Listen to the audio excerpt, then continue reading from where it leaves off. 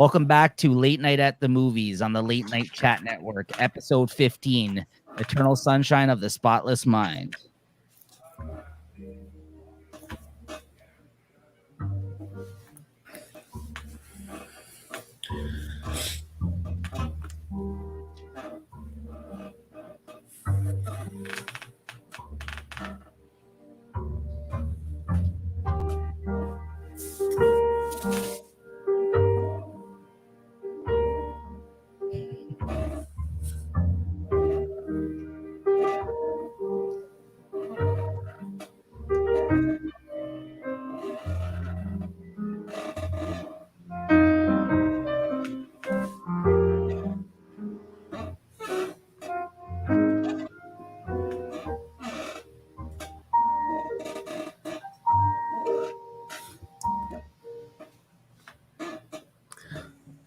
The squeaky chair.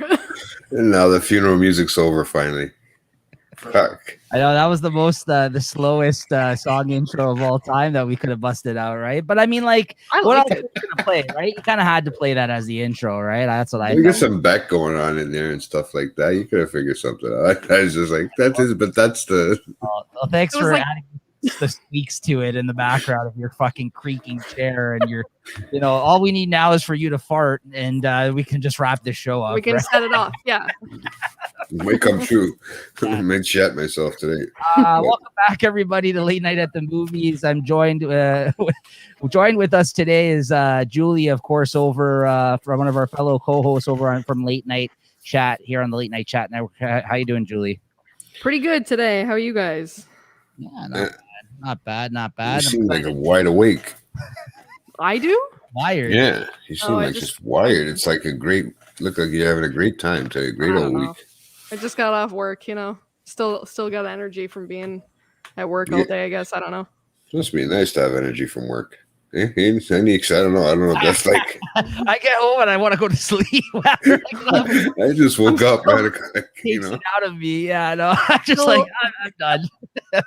Still just wired from pretending to be a personable human all day. That's all. There you go. That's where the exhaustion comes see, from. I don't have to pretend. I am personable. See, I don't have to pretend. Okay. Of course, yeah, we're also joined here by my other partner in crime here, JT, here at Late Night at the Movies. As always, he's gracing us with his presence here today. Jay, what's going on? What's up, man? What's going on? Because I'm gracing you with my presence. That's right, man. I am gracing you guys with my presence. Look at this beautifully old face. Yes. Nice. Whatever that So, means. I don't know. I had one of those visions. This movie made me realize I'm like I'm gonna be like I'm already half my way through my life, man. Yeah. I'm fucked. You're over the hill, halfway over the hill, as they say, right? Oh, If I make it to 80. All right. Wow, tell us how you really feel, Jay. honestly, I'm having some fucking a lot to unpack. midlife crisis issues this week, guys. So As always, though, guys, you know, Yikes. hit that like button, hit that thumbs up button, hit the notification bell if you want to be notified of all the different types of shows that we put out here on the Late Night Chat Network, almost daily at times. And thank you for tuning in. And yeah, if this is your first time watching Late Night at the Movies, yeah, make sure you're subscribed to the channel because we do these about once a month. We're probably hoping in the future to start maybe even putting up some polls for the audience to maybe like vote on the movies when we don't have a guest on, when it's just me and Jay, maybe give you a short list of a few films here that you can choose from. Because there's so many of them. I mean, we were trying not to do some of the obvious ones we wanted to do at the start of this show. If we've been picking like, you know, things that maybe we wouldn't be our go-tos necessarily, but like at the same time, we still want to do a lot of these popular movies that everyone loves as well. So like we're gonna get there. So you know, once a month. We're already at 15 episodes in though. This is great. So yeah, thanks to everybody who's joined us in the show. Julie, thanks for joining us today. This is a lot of fun. So yeah, why don't you start off by telling us, because Julie gave us a short list of films that she wanted to submit to watch on the show, and we talked back and forth about it, and this is the one we decided on that was on Julie's list. So Julie, why don't you let us know maybe why this movie was on your list, or why, like, what your first experience was with the film, as we normally do here. I'm trying to think because you posed that question to me earlier, and I'm trying to remember like when the first time was that I actually saw it. You weren't even alive when any of the good Jim Carrey movies came out, right? Well, so okay, I've been around for a few of them. Let's not get too crazy here, but Yeah. the I would have probably seen it. I don't know, when I was in high school, I guess, but I'm not really sure how it Yeah, got came out onto my radar. 2004, I think it came out, right? Yeah. So So like, yeah, I'm not really sure when I like what the situation was that I first ended up watching it. But I'm a big fan of when actors sort of go outside of their usual genre, like when they, sort of break out of the typecast thing for a minute. So like when comedy actors go into serious roles. I like that genre bending kind of thing that they do. So that's part of why I like it. But it's obviously not the only one that he's done where he's sort of broken out of that comedy role either. Obviously, The Truman Show is another one of those. The Number 23 is one of those. Like, he's done it a few times. The Number 23 Yeah. came after this one, but the other ones that I was thinking of that he did prior to this, like as you mentioned, are The Truman Show, and then of course, The Truman Show was awesome. But those ones still had comedic elements in them, right? True. And like still kind of like a wacky character. This was a much different. It's different, yeah. Right, and definitely like one of his bigger dramatic roles. Yeah. It's between the Truman Show and like you said, Man on the Moon. This has got nothing to do with his sort of comedic background. This is totally right out of this realm. I think in this, if you know what I mean.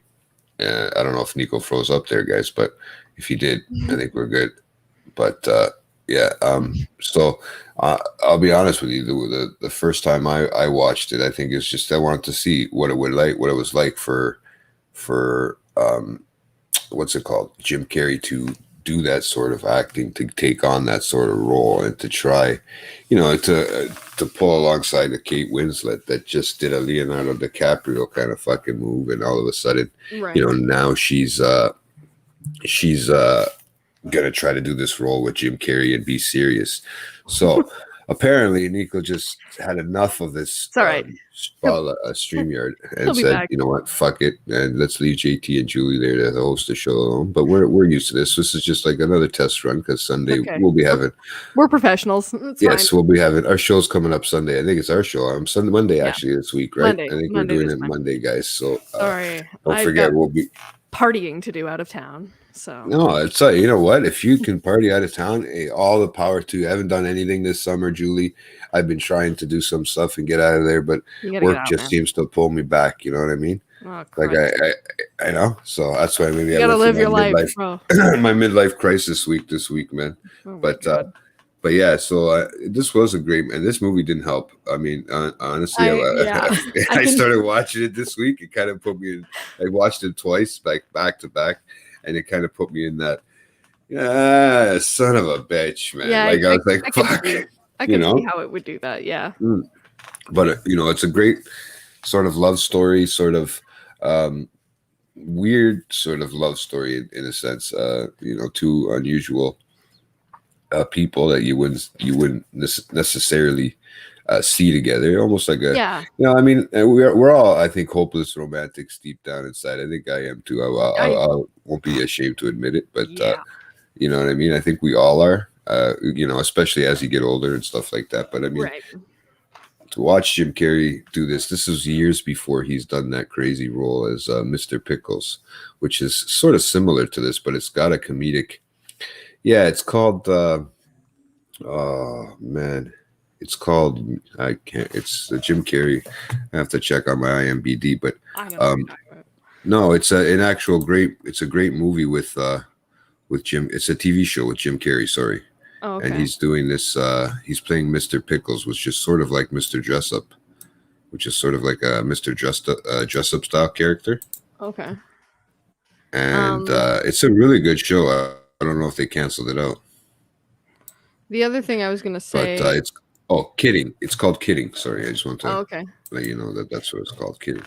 The other thing I was going to say about it that I'm sort of, I think, drawn to it now more than like before I initially saw it, because I probably didn't know this when I first watched it, but I like Charlie Kaufman is one of the writers. Yep. And he's directed a couple of things that I really like too. So that's part of why I think it's just sort of I guess it's a unique movie more than anything. Even like the filming style is kind of unique, and the story structure is unique. Cinematography too. The cinematography in this movie is a it's little filmed different. in such a unique way, and the like the prop and set design stuff that they do in a couple parts of it, and the way that they use perspective, and like I'll bring that up later. I don't want to spoil any of my stuff, but there's just something unique about the way it was filmed and the way it's written. It's just kind of got this sort of awkwardness to the story. I don't know. You know what I mean? Confusingness, maybe a confusingness. Not confusing. No. Not confusing. Like I can see why you would need to watch it a couple of times to understand what was going on. Yeah. But not. It's the way the interactions go that gives it this kind of like. Awkward is the wrong word, but that's kind of what I mean. Like it just has the pacing. It is an awkward style love story. As much as you'd like to say it's not the right word, I mean, I think it is an awkward style story, but between it just gives it this kind of realism and this charm of like it's just a little bit different. That's all. I mean, it does go out of its realm at certain parts, but like I mean, out of its sort of, the reality. Yeah. But there is a lot of real points and real like love and stuff that's somewhat built in behind this storyline, which is actually a really cool concept. I just got the update from Niko. The internet crapped out, so he'll be back. And I told him we're just seasoned vets over here, so don't worry about it. We know what we're doing. We know how to handle it. We know how to keep the ball rolling. So we'll just chit chat about the plot of the movie while we wait for him. That's all. But let me ask you a question in real life, just as a quick question. But is it just me, or Kate Winslet in the real life has an accent, right? I don't know, actually. I thought she did I thought she was like a British accent, an English accent, or something. She's British. She is British. You're right. Mm-hmm. So I thought that there is that accent. She just does a really good job doing an American accent. That's I guess. Good point. Yeah, she's got kind of a. It's Yeah, I don't know. There's a little bit of a flair to the American accent she's using, I guess. I don't know. I guess I didn't really pick up on that until you said that she was putting on an accent.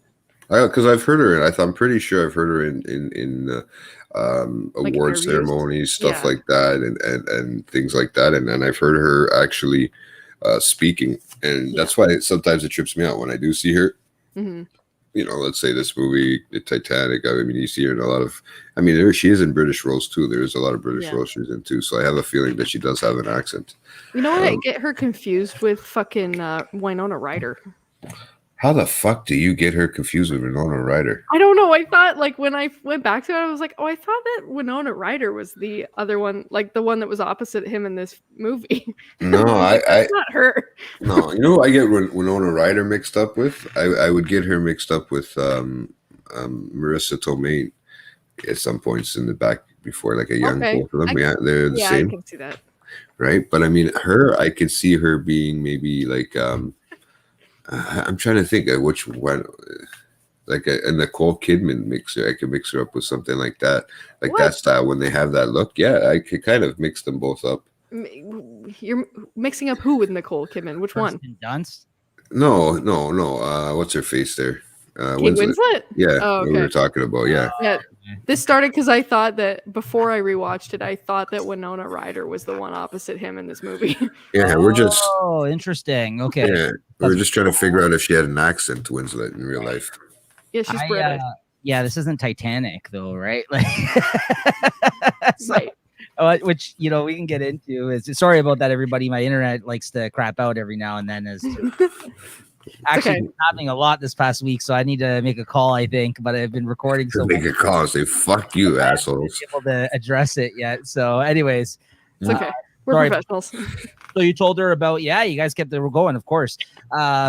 You mentioned, I guess, why you picked this film, or what was one of the movies that the reason why? Well, yeah. So mostly, I cannot remember the first time I watched it, but I think why I'm drawn to it now is because Charlie Kaufman's one of the writers.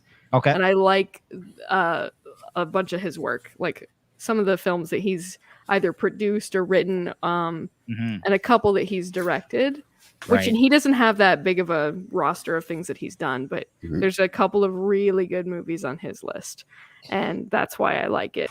Right. And there's just something about, like JT was saying, the cinematography is really different from, I don't know, so some other standard film style that you see in a lot of these types of movies. Like there's something special about the cinematography, and these are reasons I'm drawn to it still now. But yeah, I can't remember the first time that I watched it.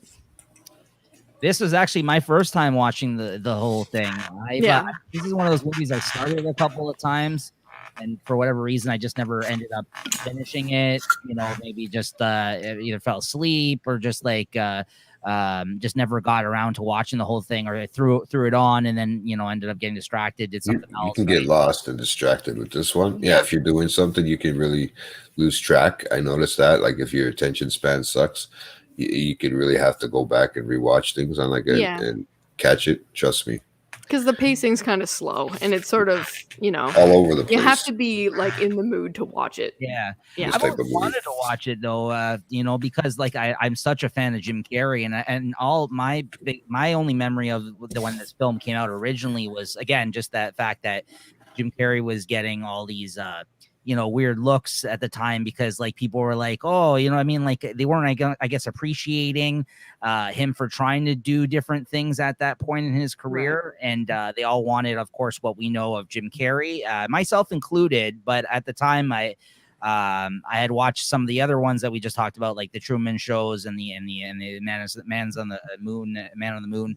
And I like those movies a lot, but like, yeah, when it came to this and was it 23, the horror one or whatever, like I didn't really, I still haven't watched that one either. And like, I've heard about it. I didn't gravitate towards these when they first came out for that reason, I think, as well, though, because I'm such a huge Jim Carrey fan. I didn't like hate on him for it. I was like, oh, that's cool. But I think at the time he was, and still probably, maybe not lately, because he's woke Jim Carrey now, but like, yeah. He's a different beast now. Yeah, but he was very upset, I remember, at the time, because people weren't like giving him like the praise that I think he was looking for his acting performances, like this one, right? So, which is a shame, because I think he did a great job in this. But I mean, we'll get into that, I guess, as we go on. But yeah, I'd never seen it, I think, for that reason, just because I didn't rush to go see it. Like this wasn't Ace Ventura 3, right? Yeah.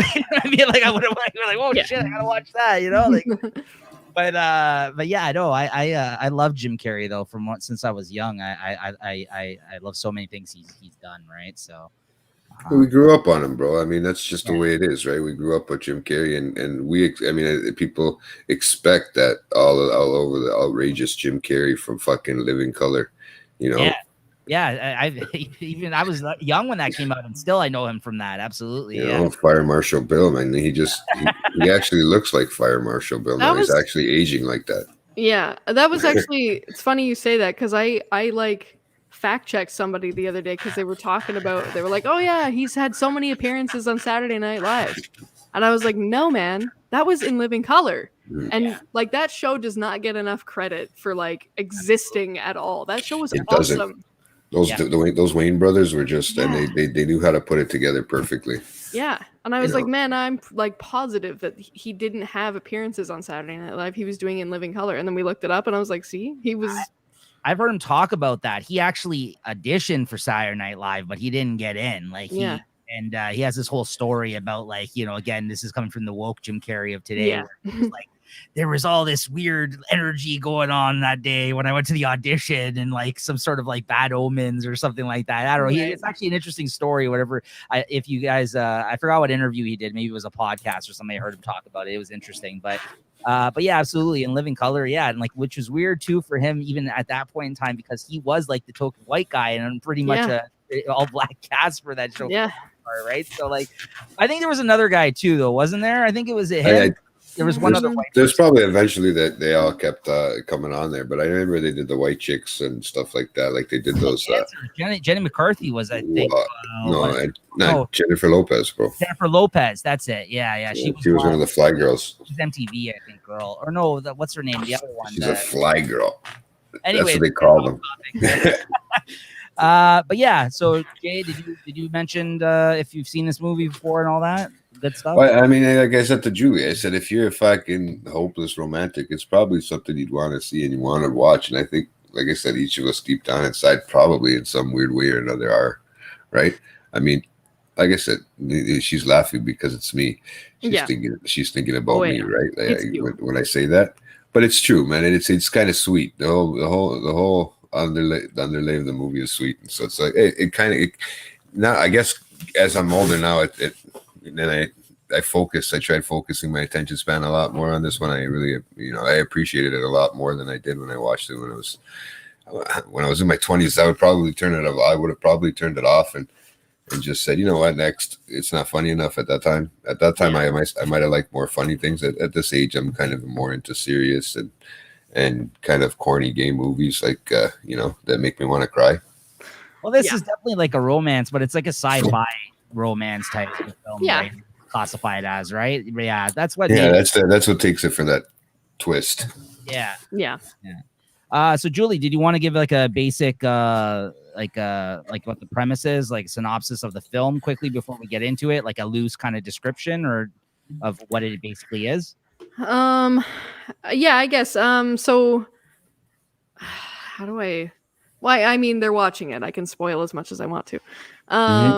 So Joel, who is played by Jim Carrey, is sort of this introverted, shy, awkward guy who at the beginning is in a relationship with a woman, and I actually forget what part that relationship falls apart eventually, I guess, and then he happens to meet Clementine, who is played by Kate Winslet, and just sort of in a passing moment, there was like this familiarity sort of thing that happened, and they were like, "Do I know you?" And they meet each other and whatever, and this relationship blossoms out of that, and then they sort of have this kind of toxic relationship. Like it sort of devolves at some point, and they're at each other's throats all the time and just bitching at each other, and then their relationship falls apart, and he comes to find out that she has gotten this sort of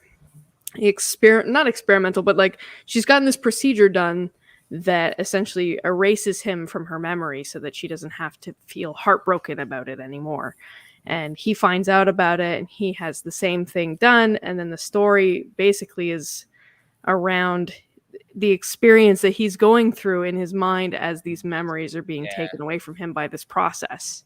Yeah. And that's the basis of which is what I love the most about the movie, because who doesn't love the opposite Total Recall setup? Instead of inserting memories, they're taking them away, right? Yes. So like we've got Total Recall on this show. Inception, almost like Arnold Schwarzenegger is gonna come out and start saying something. Man. They should have did like a cameo of him just hair when Jim Carrey goes there, like he's like freaking out.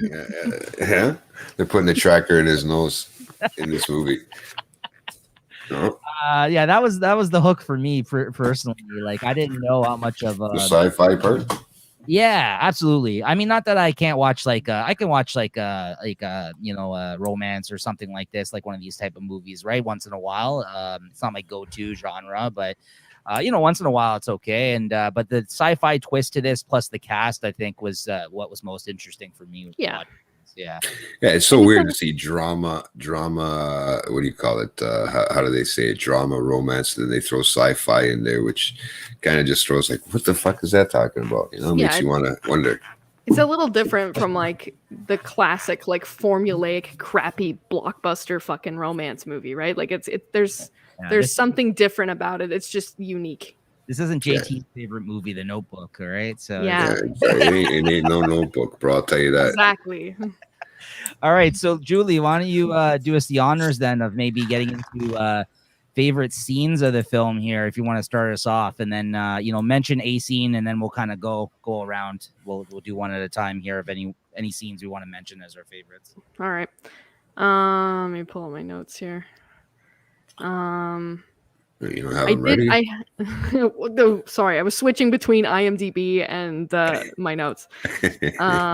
So I have 3 favorite scenes, but they're all kind of part of the same sequence movement in the movie. Yeah. And it's all for cinematography reasons. Okay. It's all for technical reasons.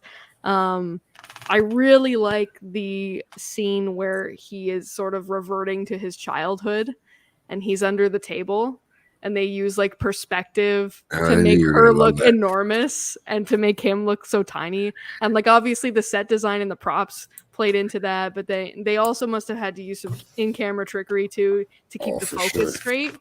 So I just think technically that as simple as it looked to us, probably took a lot of shit to make that work.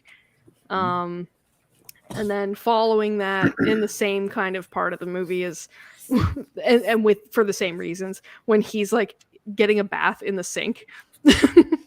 Like he thinks that he's like, oh, I remember this. I really like this moment in my memory. And it's just him as a full fucking grown ass adult in this massive thing that looks like a sink. And that was funny.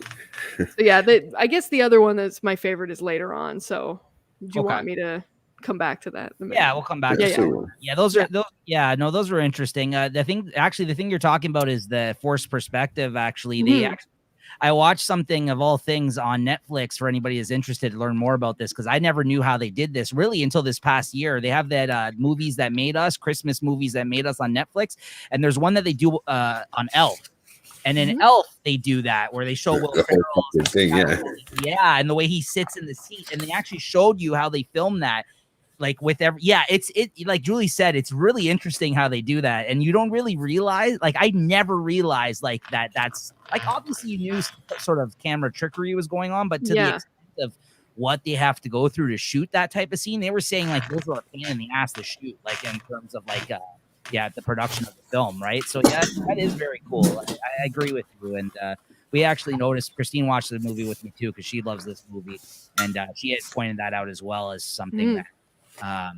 I don't know if I would have picked up on yet again, just from when we saw that documentary on it and they talked about it, right? So they do a similar thing, just to tack on to your thing about Elf. They do a very similar thing in both Lord of the Rings and Harry Potter also. Oh, yes, to illustrate the size of Gandalf and to illustrate the size of Hagrid.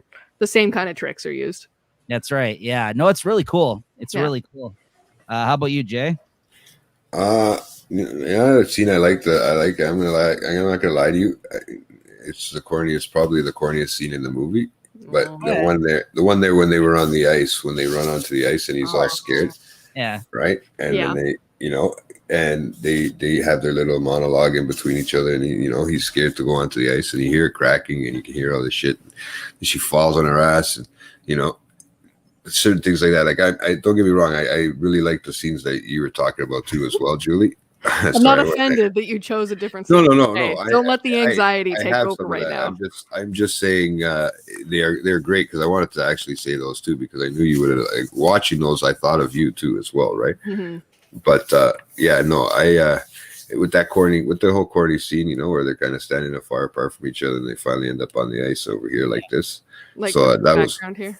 Yeah, the picture like that's for the background, basically, and for the film cover. But yeah, no, that was a great scene. Just that little love scene that they had there between the two of them, and that moment they had, because that was sort of early on in the film, and kind of shows the perspective of where their relationship is and how it's going. So I really enjoyed that. To your point there, I'll add that even for me, like what you tapped into is like my favorite theme of the film, kind of it being the type of movie it is, though, even outside of the whole sci-fi aspect of it, is the fact that they really captured how magical it is at the starting of a relationship. Like in this film, I felt like, you want to spend every moment with each other and just like them discovering each other and stuff like that. And then you want to kill them. Well, yeah, just to see the roller coaster that could happen in a relationship of it getting so toxic to the point where you don't really learn until about halfway through the film, like how that could be, right? Yeah. So like, like the parts that I really liked is even like the first introduction at the start. Now we don't learn till later in the film that they've already met at this point at the start of the film, but you don't know that, right? But when they're on the train and like he kind of was like, you know, so shy, and he's just like, yeah, no, I'm just gonna stick to what I'm doing here or whatever. And she's like, okay, no, I get it. And she like punches him, and he's like, yes, all right, take care of that. She fucking punches him in the arm and like tease him again like later on. I liked that kind of little exchange between them at the start to the all the way up to the other part too, where he goes up to her apartment and he sees all those weird potato people that are in the, the actual. I was like, what the hell is that? When I was watching the movie, when she's got all those potato people like lined up, and he's just like trying to observe her apartment or his surroundings when he's up there. And I don't know if I saw that, I don't know if I'd be like, what the fuck? I need to get out of here. Right? This woman's a lunatic. Like, it was just very strange. That's coming from me. Like if someone came into my apartment and I was dating somebody where it's like fucking thousands of toys. And here's Niko right now sitting among the potato people. Exactly. If they turned around after seeing all the Funko Pops, I would understand.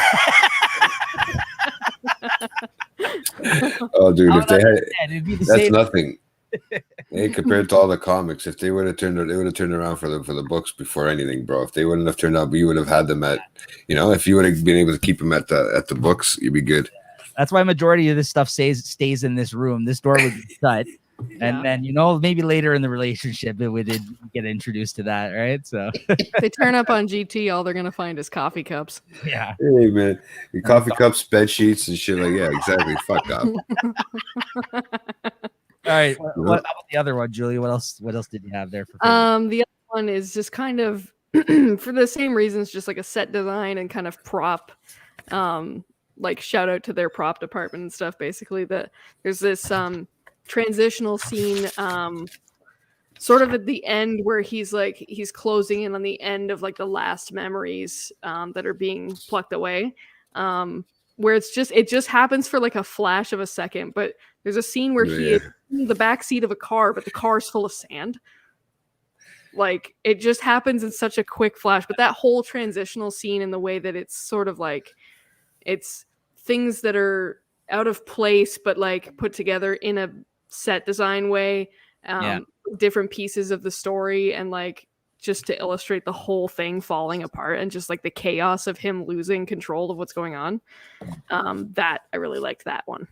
Yeah, and they blended in really well in this film to the point where like if you aren't really paying attention, you can miss it. Like there's even like there's a transitional scene like where you're talking about where I forgot what memory he was into at the time.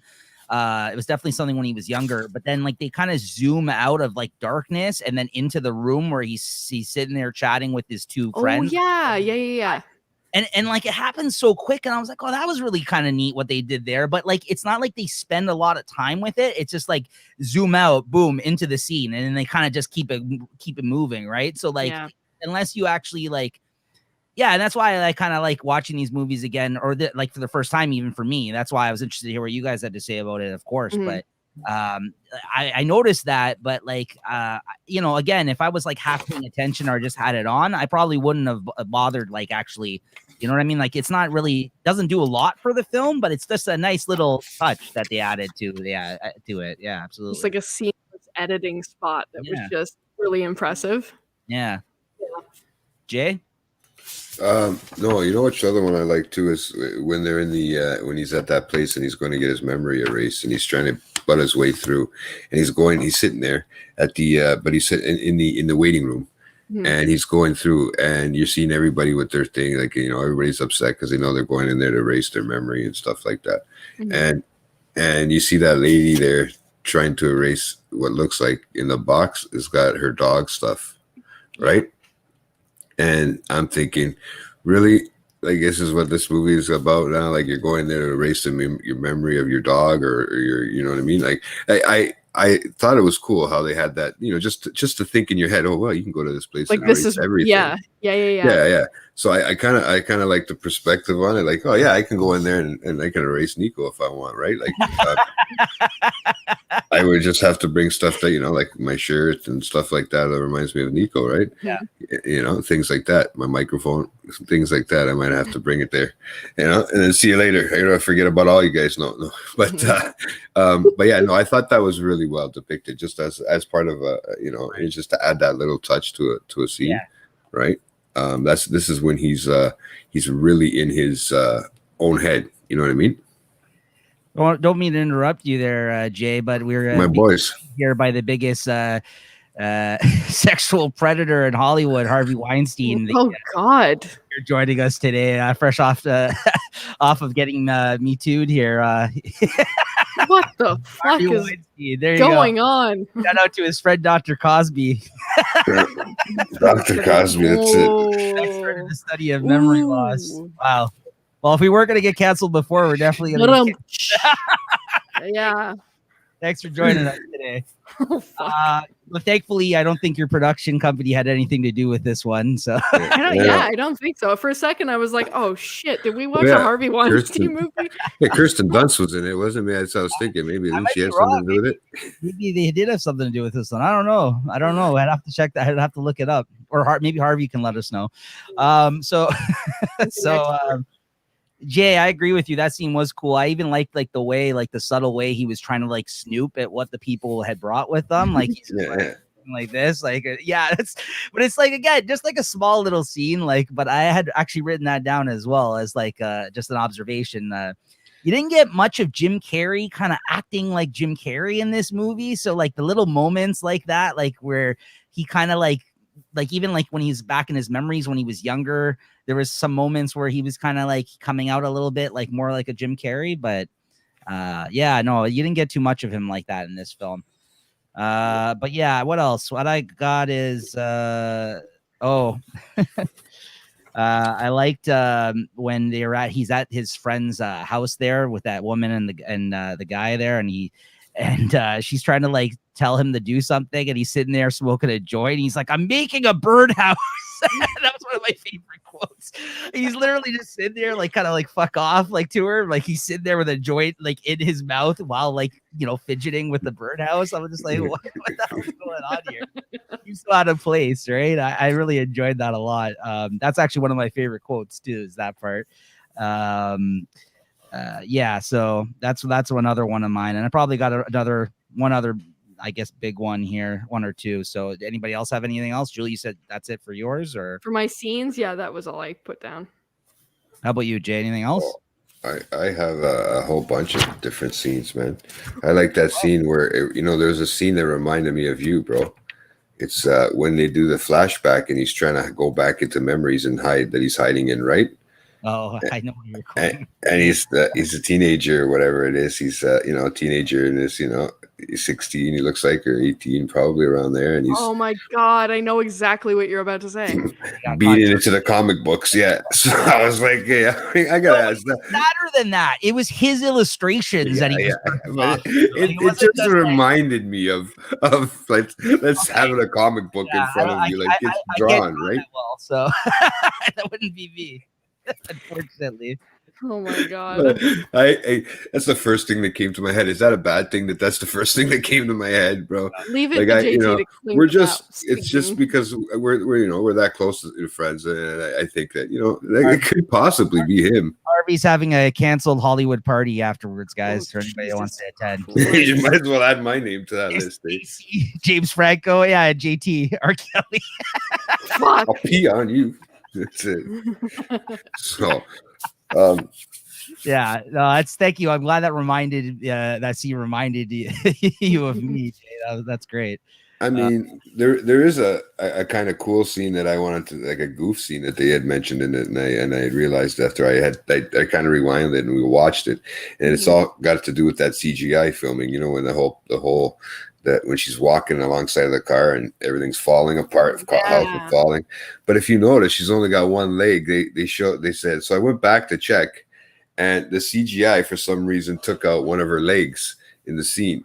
And it's only a short scene, maybe a 5-second quick scene, but you can see it. She takes about 5 steps, but it's only one leg, so it looks like she's floating like a witch. It's kind of fucking weird when you go back to watch it and see that actual little fuck up that they have, and they just left it. Catch that, no. Yeah, well, no, I had seen it in the goofs right on because I was watching it on Prime, and Prime shows everything, it shows all the trivia and all that stuff that comes along with it. So I had gone back. I said, I got to go back and see this now that they mentioned it. So I jumped back to the scene, and yeah, sure enough, it was kind of cool. There's a few parts in the movie that are like that, and I was wondering if Julie had caught that. I mean, I didn't catch it until they they told me to go back and look at it, but well, I don't know. I not to like say, oh, maybe it was intentional, but like it kind of happens in a part where there's already fucked up shit happening, like otherwise, like where the set is like shown to be like falling apart and like his memory is like whatever, like the whole thing is collapsing. So I guess they can get away with it and not really anybody notices because there's so much fucked up shit happening otherwise. Yeah, it's like when Transformers are transforming, you don't know all the fuck ups, but you just know that it's happening. Something's happening there, right? 100%. It's like Transformers. Yeah, it's like Transformers when they use all the CGI is what I'm saying, and you just they can have so many little mistakes there. Your eyes just don't catch, right? Exactly.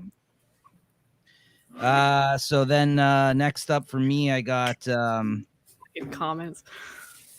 I like the whole thing with Elijah Wood, with him arguing with Mark Ruffalo about stealing that chick's panties. Kirsten Dunst panties. Not Kirsten Dunst. What's her name there? That's gonna come up for me later. Yeah. Oh, anybody hear that? Comes up for me too. Kate Winslet's character. Clementine. I just thought it was funny, like the argument that they were having, but then as you continue through the movie, like they all turn out to be like horrible people, like, you know what I mean? Like it kind of gets revealed as you continue on, because at first, like, it seems like Mark Ruffalo's giving him shit about it, and then like he doesn't care. It turns out like he's just fucking around with them. So like that was a little bit of a too after about it. I gotta say, the casting in this movie is really strange. Like, and they're playing all characters I don't normally see these people play. So I'll give them that. Like, I don't know if that was all like choices on their part or if it was the casting director. Like, but I gotta say, like, these are unique roles for these people. Like, and I'll mention, I'm gonna come back to that point that I'm making later on in one of the other categories about that, because it was different watching this, because I love Mark Ruffalo, and Elijah Wood's cool, and like, you know what I mean, I love Jim Carrey, and I just wasn't expecting like these type of characters from these guys. So. Well, Mark Ruffalo's played scientist, no? When he's the Hulk, isn't he? He's sort of like a scientist type of dude, no? Isn't he? Is it the Hulk? That type of characters. Really, like you're the scientist that you like. The nerdy type like that. He's just like weird in this. He's kind of odd in this one, right? Yeah. Yeah. Anyways, like a brainiac nerd, like a different. Apparently, amongst the Predators, our favorite podcast is the Late Night Chat. And J2 #J2 is they're a role model of yours. Listen, we don't condone this type of behavior, Harvey. Okay, so stop promoting it over here, right, buddy? I got my Quagmire ladies in the closet. Don't you worry. Oh my God. You start seeing them running out, you know what the hell. Then we do not. The Late Night Chat Network does not support Harvey Weinstein comments. That's all I'm saying. You just got to make sure you got to make sure you always kiss them goodnight. Yeah. Yeah. All right. What the hell am I doing with that? Anything else? For favorite scenes? Yeah. Oh man, I got a bunch, man. That panty scenes. I had that one that I was going to mention to you about that panty scenes, because is there anybody that hasn't done it here, let me know. Put their hand up. But in this group here of 3 that hasn't done that, let me know. Stolen panties. Yeah, because I think well, I see Julie's one of them. I can't put my hand up. I might have done that. He goes writing notes. We should move on. No, but canceled. Oh yeah. So no, even that first meeting on the train that we see, that one there when he's drawing and depicting stuff, and it kind of brings me to it brings me back, now that I watched it brings me back to his role and kind of like Kidding and stuff like that, and it kind of has a little bit of that touch. I don't know if you think so too there, Niko, because I know you've watched Kidding, and that's sort of like it's got sort of some hidden things in there, you know. Directed about half of Kidding, 8 episodes or something like that. So like I think he did first season with it, either the first or the second season. I think he did with him. So yeah, that's why this is the same guy that he's worked with on this movie, worked with him on Kidding, and you could see the early. You're right. Some of the things that he does in this film, he definitely did. And I love Kidding. Kidding was great. Anybody who's never got to watch it. definitely check it out. It's a much trippier show than this, though. Like, I thought this was going to go to that sort of level, but really, like, I felt this was pretty straightforward, this film. Like, I wasn't confused as much as I thought I was going to be. I thought it was going to be more of a mind fuck, but it wasn't. It was pretty straightforward if you've seen any type of, like, you know, even like basic sci-fi film before. I feel like I didn't think I was never lost while watching this movie. I was lost the whole time. Yeah, that's of course you were. Oh, yeah. No, but you know, I just don't like the scene jumping. You know what I mean? When it's always back and forth. They don't even do it too much, though. Really, it's just that first bit at the start, and then they even do a break of that scene into the proper intro of the film. Like, you know what I mean? There's even like with the music and like the like I think they did it pretty good, honestly. Like I missed that break. Yeah, because there's a lot of films where they do this kind of shit, and it's a lot more confusing. Than this was. I thought they did it pretty good. Maybe it was just because they did it so well. I wasn't too confused. Niko, have you ever seen Memento? I have. Yeah, it's great. We should get JT to watch that one. Yeah. I thought I'd seen that one before. I thought I'd seen something like that before.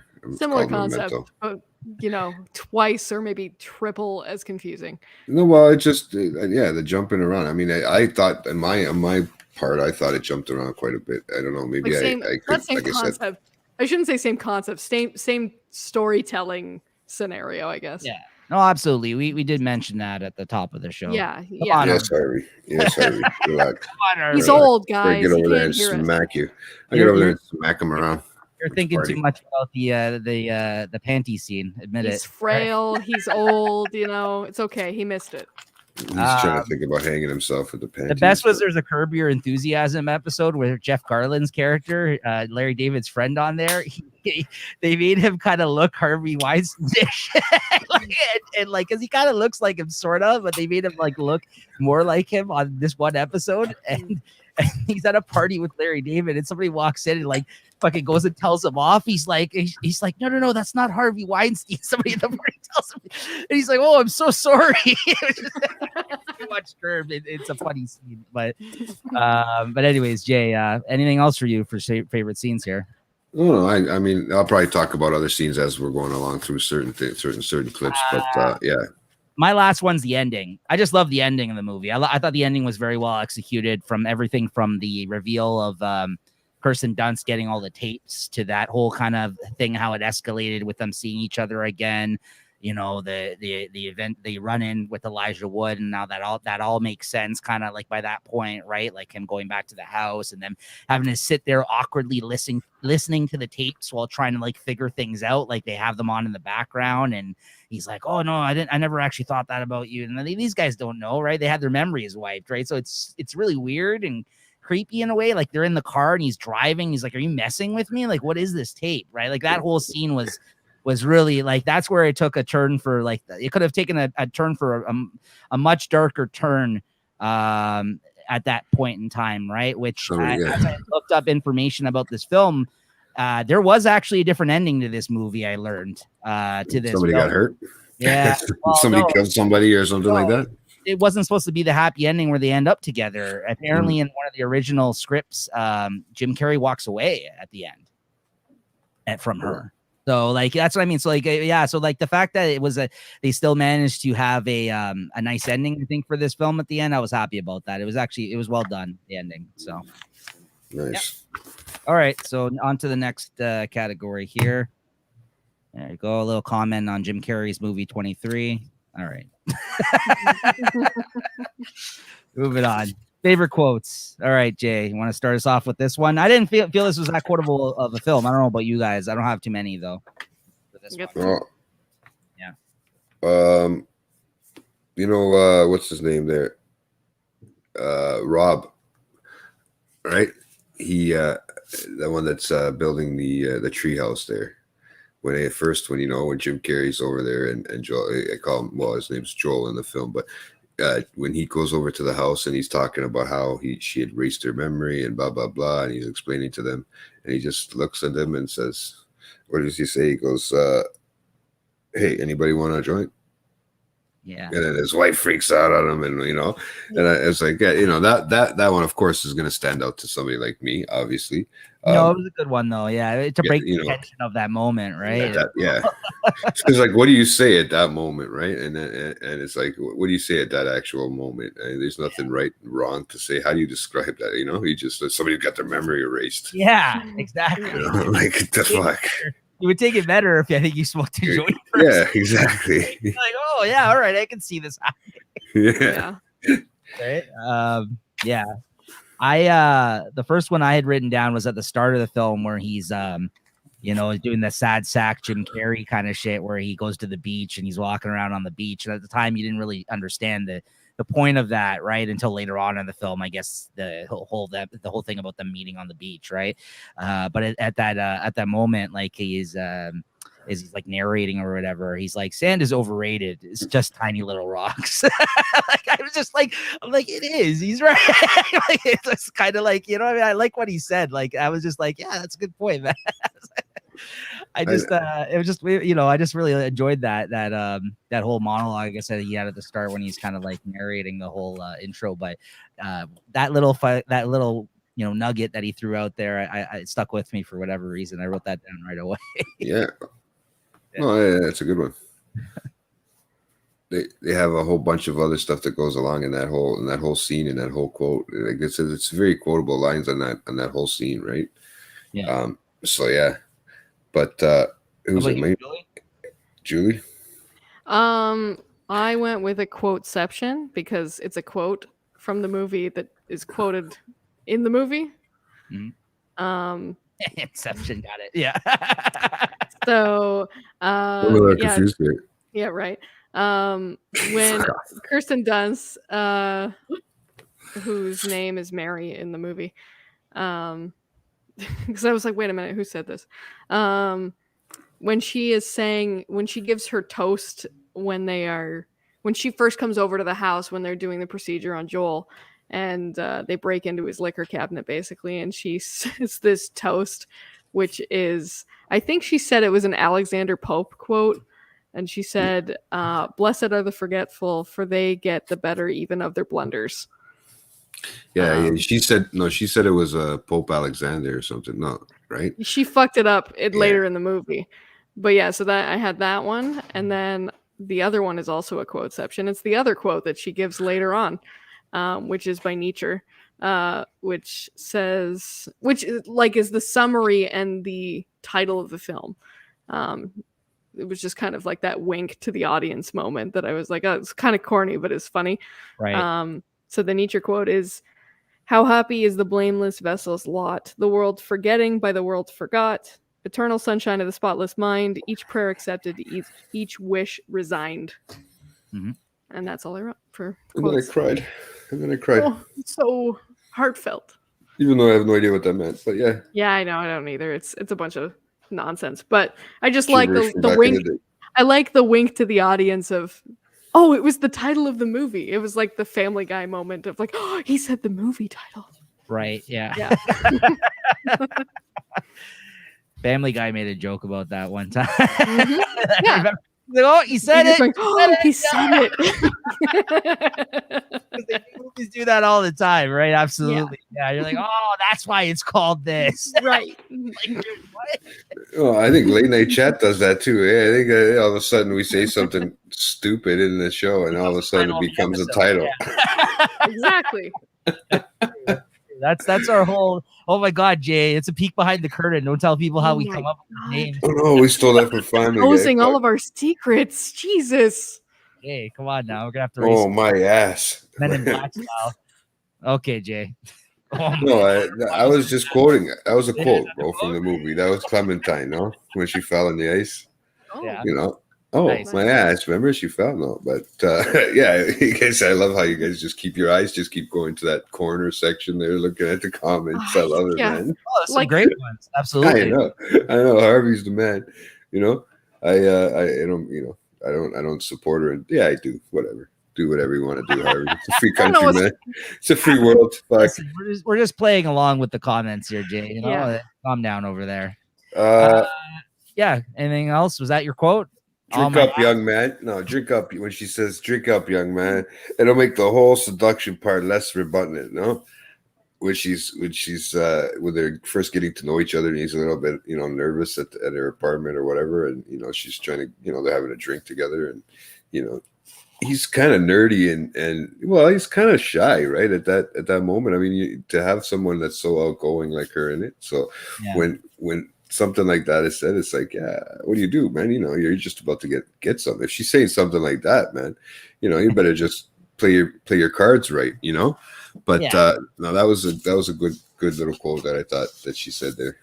I wrote down the whole spiel by Elijah Wood here, where he was he's like talking to Mark Ruffalo that first time when they got Jim Carrey hooked up to the machine. Mm-hmm. And he's like, oh, I have a girlfriend now, and he's like, the situation is a little weird, my girlfriend situation. Just like, I was like, what the fuck?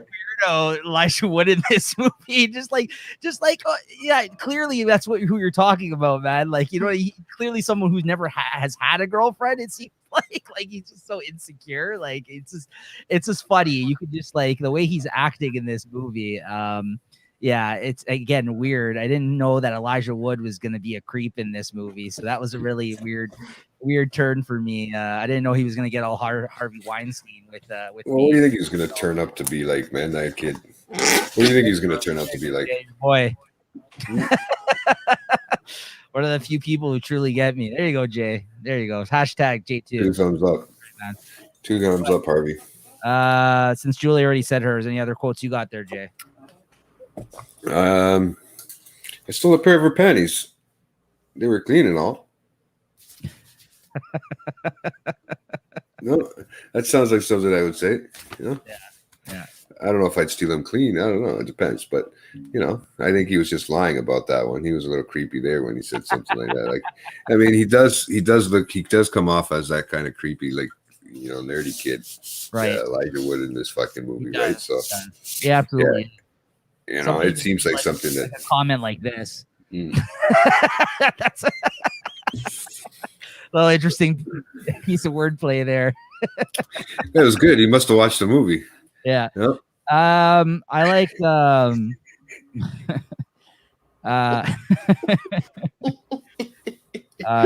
just picturing that in my head for some reason.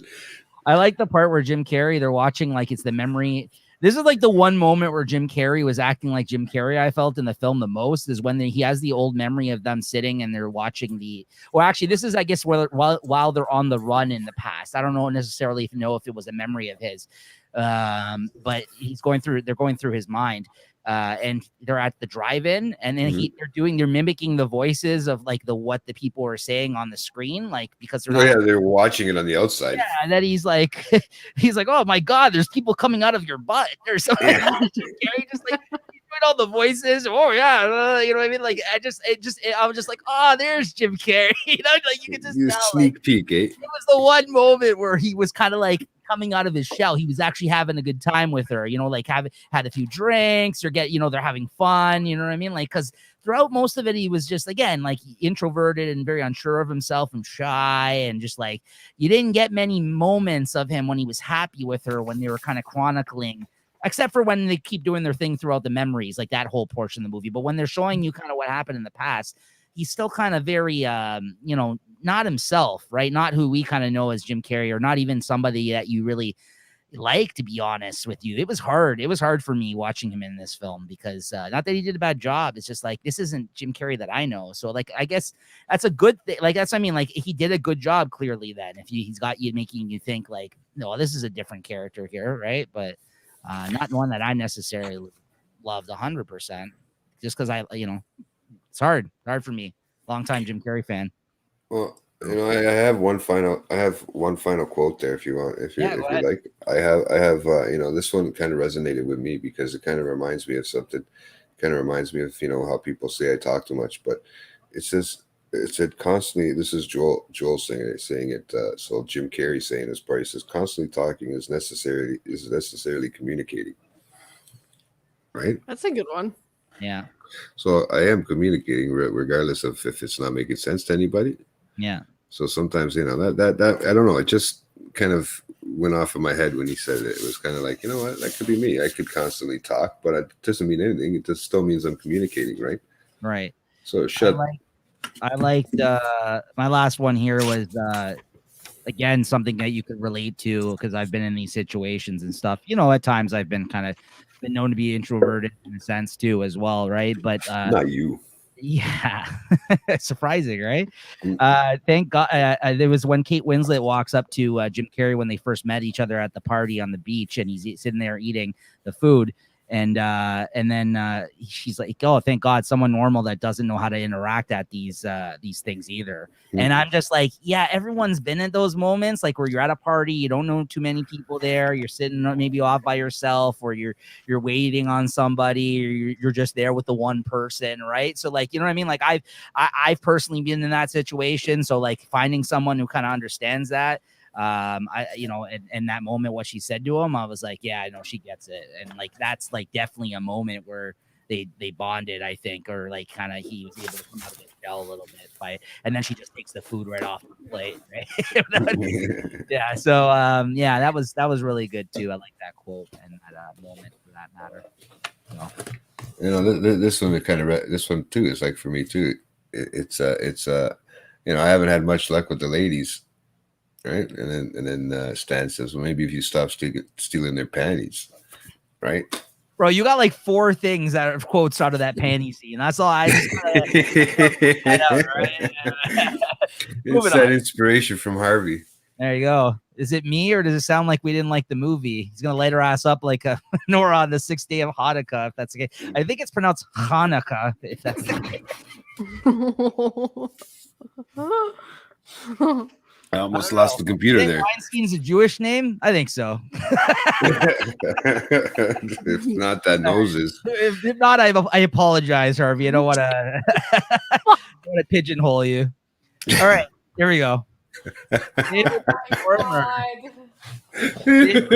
Really okay? Oh my fucking God! You did not just do that. Oh my God, let's move on. What did I do? Not you. It wasn't you. Did you fart again? No, I didn't fart again. Come on, man. I'm just here. Keep going. Just move on. You don't have to tell me. We'll talk about it later. We'll bring it up at the HR meeting. Leslie, what's going on? How you doing? Oh, JT, good. HR is here. Leslie, we got to talk.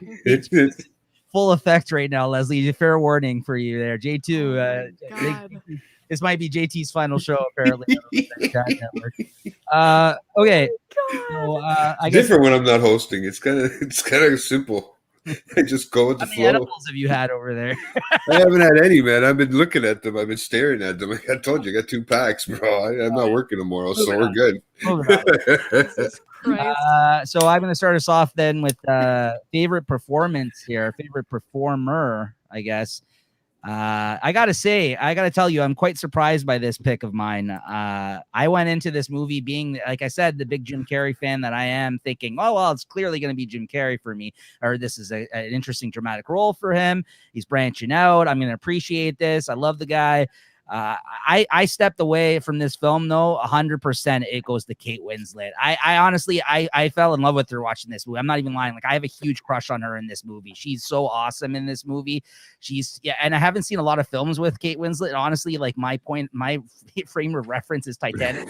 I think that's like exactly. I think all of us. For IMDb, I'm like I have not seen like almost any of these other movies that she's been in, or if I have, I don't remember her like sticking out to me. Like this is not a character I could see her playing, but she was just so fun and like real and like, you know what I mean? Like I felt like and you know, like she says in the film, impulsive and like spontaneous. Like she was just fun. Like, and like to see her play off of Jim Carrey, who's that really, like you said, Julia, the introverted character, and kind of isn't really giving you anything to work with in that sense. Like the Jim Carrey, like it's like they played opposite fucking roles or something in this. Like honestly, at least from some of the stuff like that.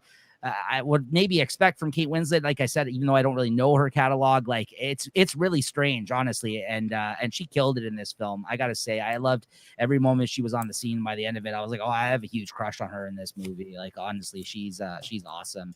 and she did a great job in this film. And just killed the performance for me. I can't give it to anybody else. But nobody was even up for debate in my mind when I finished watching this film. Yeah, I hear you, man. I hear you, because you know what? I honestly think the same, bro. I kind of went with that same thing I was debating, because you know I like her and stuff like that. But when I seen her in this role, she just played it perfectly. She played both style of character that she was playing, the one that she was with Jim Carrey, and when you know it was done and over and erased, and she just played it so well. And like I said, if I'm not mistaken, we were talking about this earlier, Julie. If she has that British accent and how she does it without the British accent, hey, Tom Holland voice. Look at that. He looks so cute. He looks so cute in that picture. He does look very cute in that picture. He looks great. You know, that's what got him married. And then now look what happened.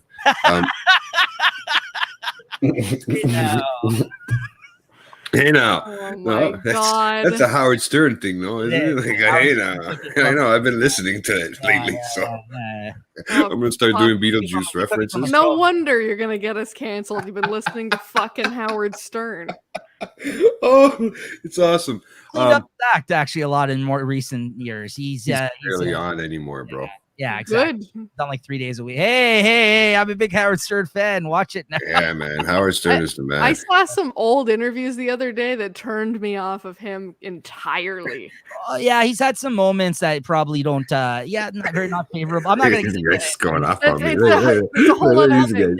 He acknowledges a lot of that nowadays, but like again, that's why some people love him, right? So I'm not gonna get into my whole thoughts on Howard. No. Yeah. Go ahead, Jay. Finish your thought. You made me lose my thought now, man. But no, she was great. That's who you picked, right? Yeah. Kate Winslet. But I like I said, honestly, like that whole I've already read those comments, so you guys can have a good laugh. I'll throw them up after. Yeah, go ahead. I like I said, with her changing the voice, doing that. I mean, I like I said, we don't have much to go by on. I mean, even on her. I mean, she's got some other stuff that she was in that I've seen her in, like Divergent, stuff like that, and things like that. But what is that? The Nicolas Cage movie? Yeah, she was in it. Yeah, she was in it. There's a few different things that she's been in. Like she's gonna go. That's a look at check now. Oh, Divergent, the book. That's not the Nicolas Cage movie. No, you're talking about that. I'm talking about the movie. There's the movie Divergent. No, but that's based on that book. That's not the Nick Cage one. It's the one that Charlie Kaufman wrote. I think you're thinking of. Oh, okay. All right. Adaptation. That's what I'm thinking of. That's Nicolas Cage movie. I think. Yeah. She's not in that though. You're talking about Divergent. She's in. Is she in that movie? You've watched 2014. That movie? She's in the series too. The video. Even she's on everything. She's on. Oh my God. 999. I've watched her in 999. Right. I can't believe you've seen that movie. That's so like that chair. Right. I've watched a lot of stuff, man, Julie, and I confuse a lot of stuff. Hey, dude, you know what, Lewis? You know why you want to come and take a whiff of my chair, man? All the ladies love it. Listen. Hey, now explains why you're not married, JT. There you go, Leslie. Okay. Right. Yeah, she played somebody named Janine. Oh, what's wrong? You had to second guess me or what? I haven't actually watched it, but I really liked that book series, so I wanted to watch the films too to see if they. I mean, it's not a crazy huge role. Justice. Yeah, it's not a crazy huge role, but she's there. She's in it. She's there in it. I mean, this is what I mean. She plays really good roles here and there, and I think that this one it was a perfect role for her. Like, I mean, there's some people that roles just suit, and some people that it just doesn't, right? And for her, I think this was, and there's a reason why she was nominated, right? Yeah. I mean, there was a reason why she was nominated, because she was that great. So yeah, I know she's a great actress. I just haven't seen many of the things she's been in. So like watching her in this, I didn't know what to expect. And ever since Leonardo DiCaprio drew her naked. Fuck, man. How about you, Julie, though? Who was your favorite performer of the film? Is this, we're going to make this, all three of us are going to pick this one or what? No, you got to go another way? Wow. Let's see this one. I picked Jim Carrey. Because here's the thing. I don't know why. I probably should have given it to Kate Winslet, because I hated her by the end of the fucking movie. Well, Not by the end, but once we got to that part where like the relationship was falling apart, I was like, this motherfucker. Like I hated this bitch, which is the acting. She's doing it well. Yeah. But I was just like, I was disgusted by the character for a bit, and I thought that he was better. And I was rooting for him more. And I think that's why I gave it to him. Is he really made me like feel bad for him, and he went outside of, well, I don't know, was this the first role that he went outside of the box with his not doing comedy thing? This was like the first major one. I believe so, yes, because I think he was, like I said, all those other films like dramatic, they all had a comedic element to it. Sure. So I think this one definitely. One of the only ones I've seen where he, at least first ones that I've seen of him do that kind of thing. Absolutely. That comes to mind. So he sort of like broke the mold there as far as like just get him out of that typecast sort of thing and like show that he has a little bit more breadth to his acting chops, and that's why I gave it to him. Winslet, I think, got nominated, but apparently the writer and him didn't, like, for anything. Like, I maybe even it got nominated. I think the director got. Yeah, and Winslet they won, but he didn't. And I think some people at the time, looking up some of the information about this movie, thought it was kind of a bit of a snub, and I think that added on to at that time for why Jim Carrey was really pissed about that. But he also said, like, in an interview, he didn't publicly want to play that game where you got to go and like shake everybody's hand and go to the dinners and do this whole kind of shit where, you want to be nominated and fucking, you know what I mean? Like send gifts to people, this kind of, I'm not really about that, he said. And he's like, there's been other movies. Like if it's good, it'll win, right? Like, it was like, let the role and let the whole thing speak for itself instead of trying to buy everybody off. I respect that. I respect that of him saying that, honestly. I think that's good on him. And obviously, I think these comments were made in an interview that was more recent as opposed to back then. Because from what I can tell, like, obviously he's grown a lot since then, as he's woke Jim Carrey nowadays, right? But back then, I'm sure he was really pissed about this, right? Because he did a great job. So, I'm not surprised you picked him at all, Julie, for that. Yeah. He did a great job. So that's that's where I think the writers got nominated. I think the writers actually won. Was it the writers? I know somebody else. Three of them, yeah. Winslet was the only one that got nominated out of the cast. Yeah, I think that they got the Oscar for writing. Yeah. Okay, so then the director got snubbed then, because one of them got one of the other. It was the director. Okay, one Oscar win. And it had Kaufman, got Gondor, and Bismuth or whatever his name is. Winslet got nominated too. And Winslet was nominated. Oh yeah, it got the Oscar for the writing. Yeah. Okay, well, good. That's good then. Yeah, that's good.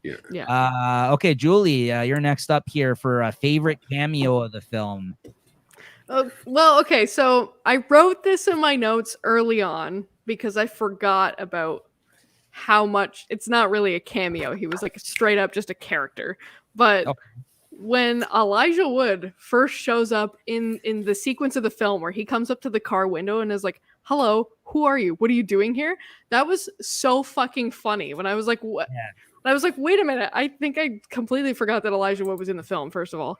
But like just the entrance and like your introduction to him is so fucking funny. And that's why I put him down in my favorite cameo, because I was like, oh shit, I totally forgot about him. And again, like you were saying, it's in a role that like isn't typical for him. And like most of the cast was cast in a role that like you wouldn't typically see them in. I guess Kristen Dunst, her role I've seen similar before. Absolutely. But everybody else was kind of out of their usual element. But Elijah Wood was my favorite cameo. Yeah, it was funny seeing him pop up like that. And at the time, you didn't really have the context for like, who are you? What the fuck? Yeah. Harvey pointed out something nice here. Am I going to get? He's called me out for using Bill Simmons' rewatchables format. How much Googling did you have to do for that information there, Harvey? I've actually said that at the start of this show that we actually took a lot of these categories from his show. So I have acknowledged it here before. Of course, Bill Simmons, as we know, has a whole huge podcast network on Spotify. A big deal there for himself. So I think we're okay. I mean, no one cares about Late Night Chat Network. What's that? I don't even know who that is. Yeah, he's like a sports writer, analyst. Oh, okay. more so writer, but he does a great show called The Rewatchables, which we've given credit to before for giving us the inspiration for some of these fucking Harvey, eh? Yeah, that's right. Good call, man. You got it. Grab him by the balls when I see him. So Jay, how about you? Favorite cameo? You know what? I was because I thought those guys were in a little bit too much of the movie. There's a couple of them that I figured, maybe they might have had too much of a role in the movie. Yeah. For me, it was only one personally, but yeah. Go ahead. But I was thinking Tom Wilkinson, which is the doctor. He's been in a lot of different films, and where he's just like a kind of like a cameo guy, where he just has like a little short role, like just weird stuff. I've seen him in like early 90s probably, and stuff that's Sense and Sensibility. Don't laugh because I watched it. There's certain things that he's in, like corny stuff that he's in too, right? Corny, like love story shit movies and stuff like that. What were you gonna say? I was hoping you were going to talk about the favorite role I have for him that he's ever been in, which is probably, at least to my knowledge, the most prominent role he's ever been in, which was The Exorcism of Emily Rose. I watched Emily Rose, but I never watched the whole thing. That's probably another thing where I've seen him in too. But he's been in the full Monty. He's been in the full Monty. Yeah, he's been he was in everything, right? Yeah, so I mean, that. Yeah. I thought he was good. I mean, there's three other characters that I was thinking of too at the same time, but I figured they just had too big of a role in the fucking movie. Maybe too many lines, too many. I guess you could have got away with them, but I'm not going to bring them up in case that's one of your picks, Sneaks. But after you say it, then I'll just say. I'm not gonna get in the way of your picks, both of yours. No. I would argue that those aren't cameos, personally. Yeah. For me. This is the thing. It was hard. There's a small cast in this movie. There's a small cast in this movie, though. So yeah, that's cool. I agree. Like obviously the main two are Jim Carrey and Kate Winslet. So if you can make an argument for your pick, I'm cool with it. That's fine. Yeah, because I mean, he was in like just little pieces, like little, where he was just in a few scenes here, a few scenes there. It wasn't like where they would have crazy dialogue between each other. You know what I mean? Right. Yeah. So of course you would, Leslie. Circumcision of him. That's too much. Watch that film all the time. That's a good one. It was, this was a hard one to pick because there was just, the even like the background characters, they were not identifiable, even if there was any in the scene. Well, for me, the one I picked was the one that was like one of the true cameos in my opinion. That was David Cross. Like, I knew it. I knew you were gonna pick it. I love David Cross. I love him in. But he's in. What are you gonna say? He's in what? Well, he's another pick for me for something else. That's what I mean. I thought about him too. Fair enough. Yeah, fair enough. But if it's the pick I'm thinking that you picked him for, I know who David Cross is. So if I saw him, that doesn't necessarily fit that criteria. If that's I get you. That's where we're not going there. But keep going. So like, I mean, I love him on Arrested Development. I've seen him back in the day with that Mr. Show with your boy there, the lawyer from Breaking Bad. I forgot his fucking name. He had a show. Bob Odenkirk. Odenkirk. Yeah. I really like David Cross. So I when I saw him and he actually, the two scenes that he had were fucking hilarious, right? With the joint and like the birdhouse and everything like that. So yeah, I gotta give it to him for a favorite cameo of mine in this one. So absolutely. All right, next category. Yeah, cool. I get you. All right, Jay. Overacting Award. Oh, I gotta say, Kirsten. I just like seeing Kirsten Dunst when it comes to overacting. I always think she just overreacts to things, to playing play parts. I mean, it works for her. Don't get me wrong, but I think she does overact in a certain sense. Like, I mean, she didn't really have obviously the biggest role in the movie, but she was in there enough.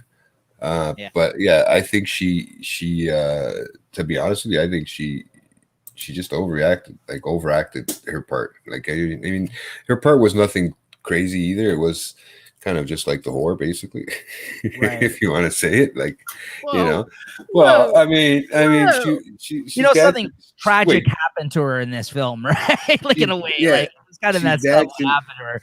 I noticed that, right? But I'm like, well, okay. Do you expect me to say anything else? That's her interpretation of her in the movie. you know, she's that's dancing around in her underwear with one guy, and then she's fucking kissing another guy. Like, I mean, come on. If you're gonna take them off for both. Okay. Which we find out later on she might have, right? But Christ. yeah, so I think I'll give her the overacting award for in my likings. I don't think anybody else went too crazy in my likings with the overacting. I mean, they could have been one other person, but yeah. I mean, I'm probably just gonna piggyback on one of your picks because I didn't have one for this. I felt that I didn't feel anybody was over the, like, honestly, like going into this, if Jim Carrey was a different type of character, I probably would have given it to him.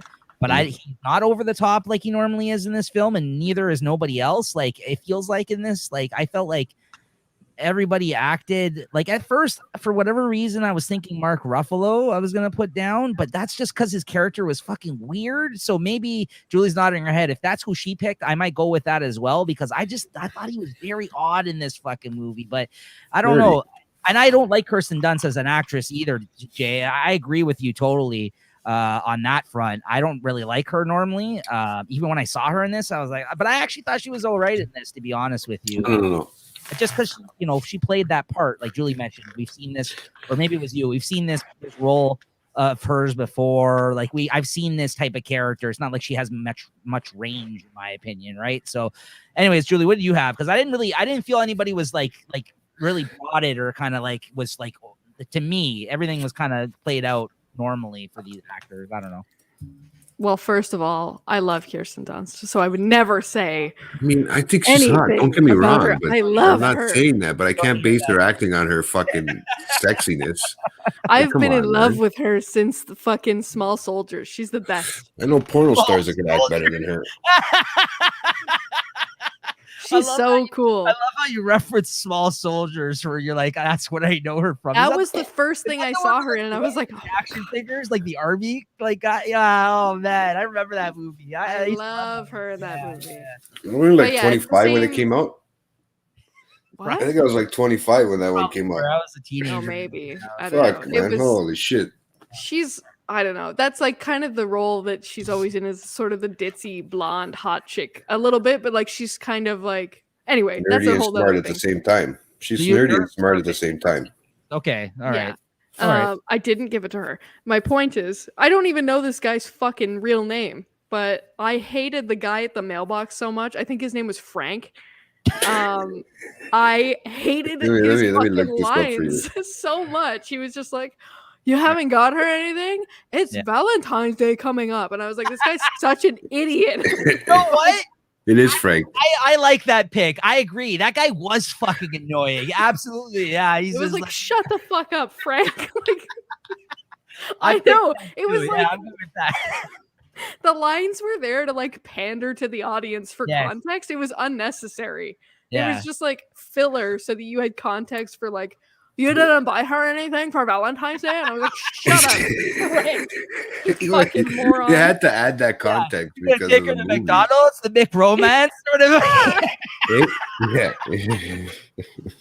Talking like we're making him seem like he's like from what is it, the Team America, Matt Damon. That's right. Yeah, exactly. They're fucking talking like he's a retard or something. Matt Damon sound like in Team America.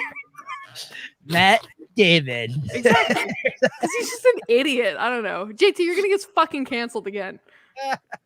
Why? What did I do? I am you. No, that's a good thing. It's not PC to say the R word. I agree. Oh, please. I agree with 100%, though. I'm going to take that answer as well. That's a good one. That's a good one. Interview with a Vampire. Kirsten Dunst was also amazing in that, but she was a child, and it would be gross to say that I was in love with her. JT, as long as she was overage. Leslie knows some of your past sexual adventures. Ooh, and you can be categorized that way too as a slut. Yes, she's calling you a whore. Yeah, you're a whore. You are a whore. You know what, man? You can't beat him, join him, right? Yeah. Oh my god. Fuck. Another. Speaking of beating and joining. No, wow. There you go. Never has he called another woman a whore, Jay. How dare you? No, not at all. Not at all. They're sluts. That's what he calls them. Yeah, I'm gonna go with Julie's answer. Though. That guy was. As soon as I knew who she was talking about, I'm like, that guy was fucking annoying. Fuck that guy. Yeah, but I mean, I didn't even think like this and think of that. I couldn't even be bothered to look up his real name. I have no idea what the actor's name is. Oh, I know it. I had it right here. I was just looking it up, but I was looking to see if his name was Frank. Okay, so moving on to worst. Thomas J. Ryan. There you go. Thomas J. Ryan. So forgettable. Fuck you, Thomas J. Ryan. You were terrible in that movie. Perfect. Well, so I'm up now with worst performance. Like, again, I didn't have one for this. My default was just Kirsten Dunst because I don't like her.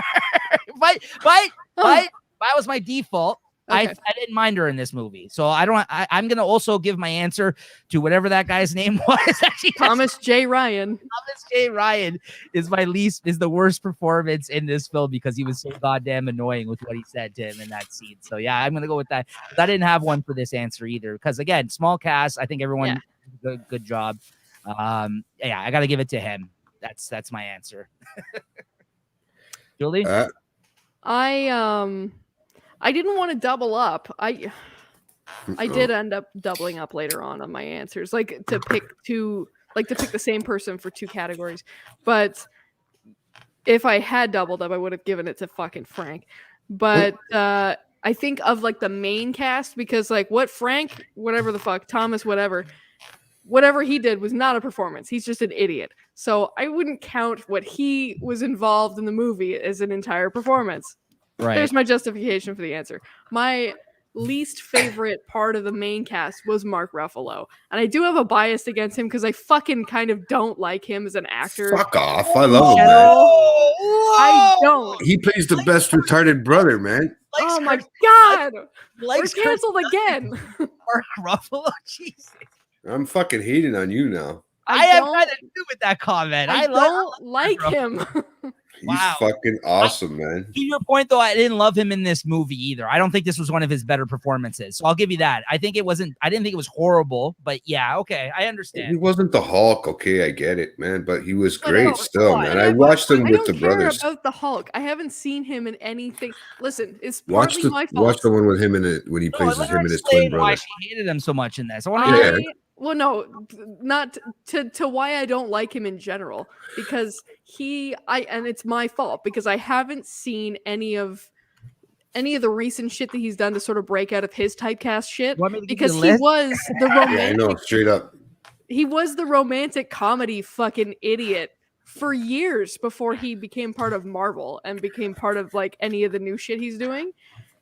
That is the reason that I won't watch him in anything now because I'm going to pull up his IMDb right now, Julie. I'm going to give you 5 suggestions for great films of his. All right, fine. But go on. Give him a TV series. What you didn't like about it. Explain what you didn't like about him in this movie, though. I don't know. It was not picks to watch him in. He was just like spineless. And like maybe that's the character. Like I don't know. Character in this. Yeah, he was. It's not that like he was any worse than anybody else that was going on. I know I'm getting roasted now. Okay, I'm not even going to talk about the Hulk. I'm just going to quickly tell you. Spotlight. All right, okay. Spotlight. Foxcatcher. Right. Begin Again. I looked up. The Foxcatcher came up on my radar from something else after I watched the movie. So that one I'm going to watch. Shutter Island. He's like I've seen Shutter Island. Oh, that other movie that we just talked about here, like 2 episodes ago, the one with the killer. What the hell is it? Where he's playing Columbo, Jay? The one that we just watched with Zodiac. Okay. Yeah, man, you gotta watch. Like he's amazing in all these things I just mentioned. Even Begin Again. That's more of the romantic comedy tip that you just mentioned, but he's great in that movie too. I really like it. It's okay. You're allowed your opinion, Julie. I'm just saying you need to watch some other films with him. He is a good actor. I really like it.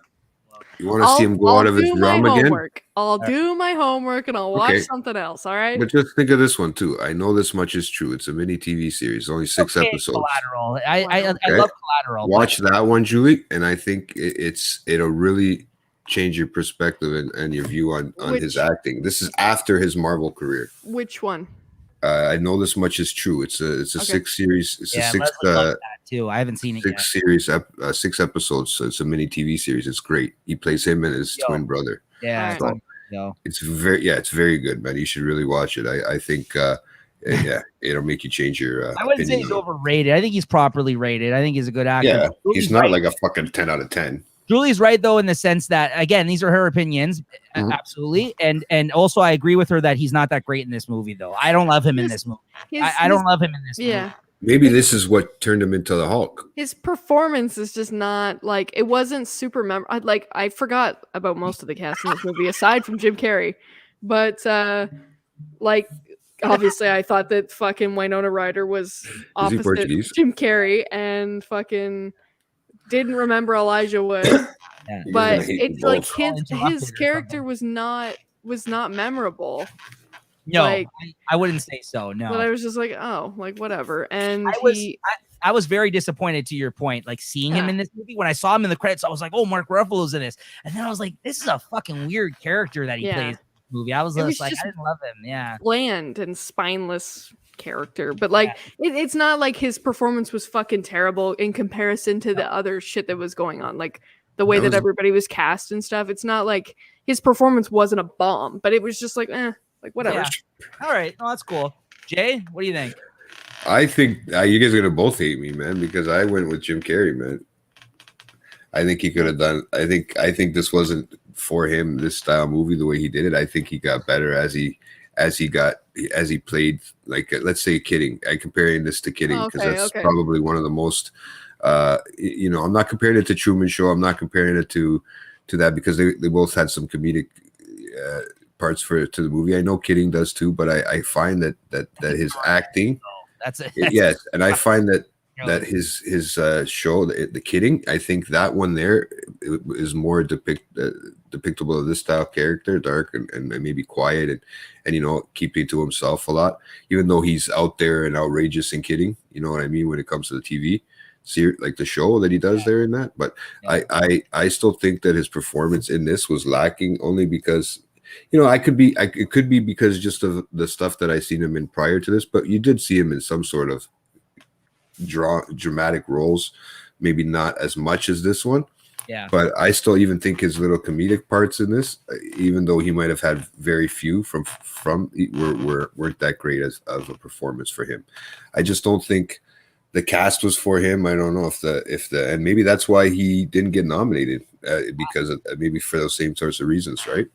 I just feel that he could have done a better job. I get where you're coming from, but I got to point out where I think you're wrong is in the sense that I struggled with him in this role because I felt it was a weird role for him, but that doesn't mean it was a bad performance in that sense, because I struggled with it too. Like, and if you felt that way, I understand maybe where you're coming from, because I definitely had issues with him as this character because I didn't like seeing him as this character, to be honest with you. And like, I don't know, he just wasn't, you know what I mean? Like how I like Jim Carrey. So like, he didn't even have to be funny like he normally is though, but this was just he was like a downer of a character at times in this movie. But this sort of leads on to another topic that we have in here. And this is where you guys are going to kind of debate me on it, but we'll talk about that when it comes up, when it does pop up again. But you guys might debate me on how I can have it for the same answer. Okay. Julie, you're up next with the That Guy Award. The person that you see in a film and you identify who they are, but you don't really know their name, and you're like, I've seen that person in things, and you got to go look it up, and that whole game, as many of us have played, I'm sure, watching things when you notice somebody, bit characters or what have you. Yeah. I never remember his fucking name. I do know who he is, but I never remember his fucking name, and I always have to look it up. And I know shit that he's in. I can always go, oh yeah, it's Buddy from this show or this movie or whatever. He's in fucking Small Soldiers. It's David Cross. Yeah. Is he also in Small Soldiers? I didn't realize. I haven't seen that movie in forever. But I watched it. I'm like, oh, it's fucking Tobias. Like, yeah. And I always have to look up his name. I never remember his name. Yeah. No, that's definitely that guy for some people. Absolutely. Yeah. No, for sure. That's a good one. That's the one I piggybacked on. I mean, I'm going to have to piggyback on you with that one because I knew I seen him in a bunch of things, and I probably, you said Arrested Development, I probably seen him in commercials and stuff from Arrested Development. I didn't know if it was The Office or Arrested Development, but I had no idea who it was, right?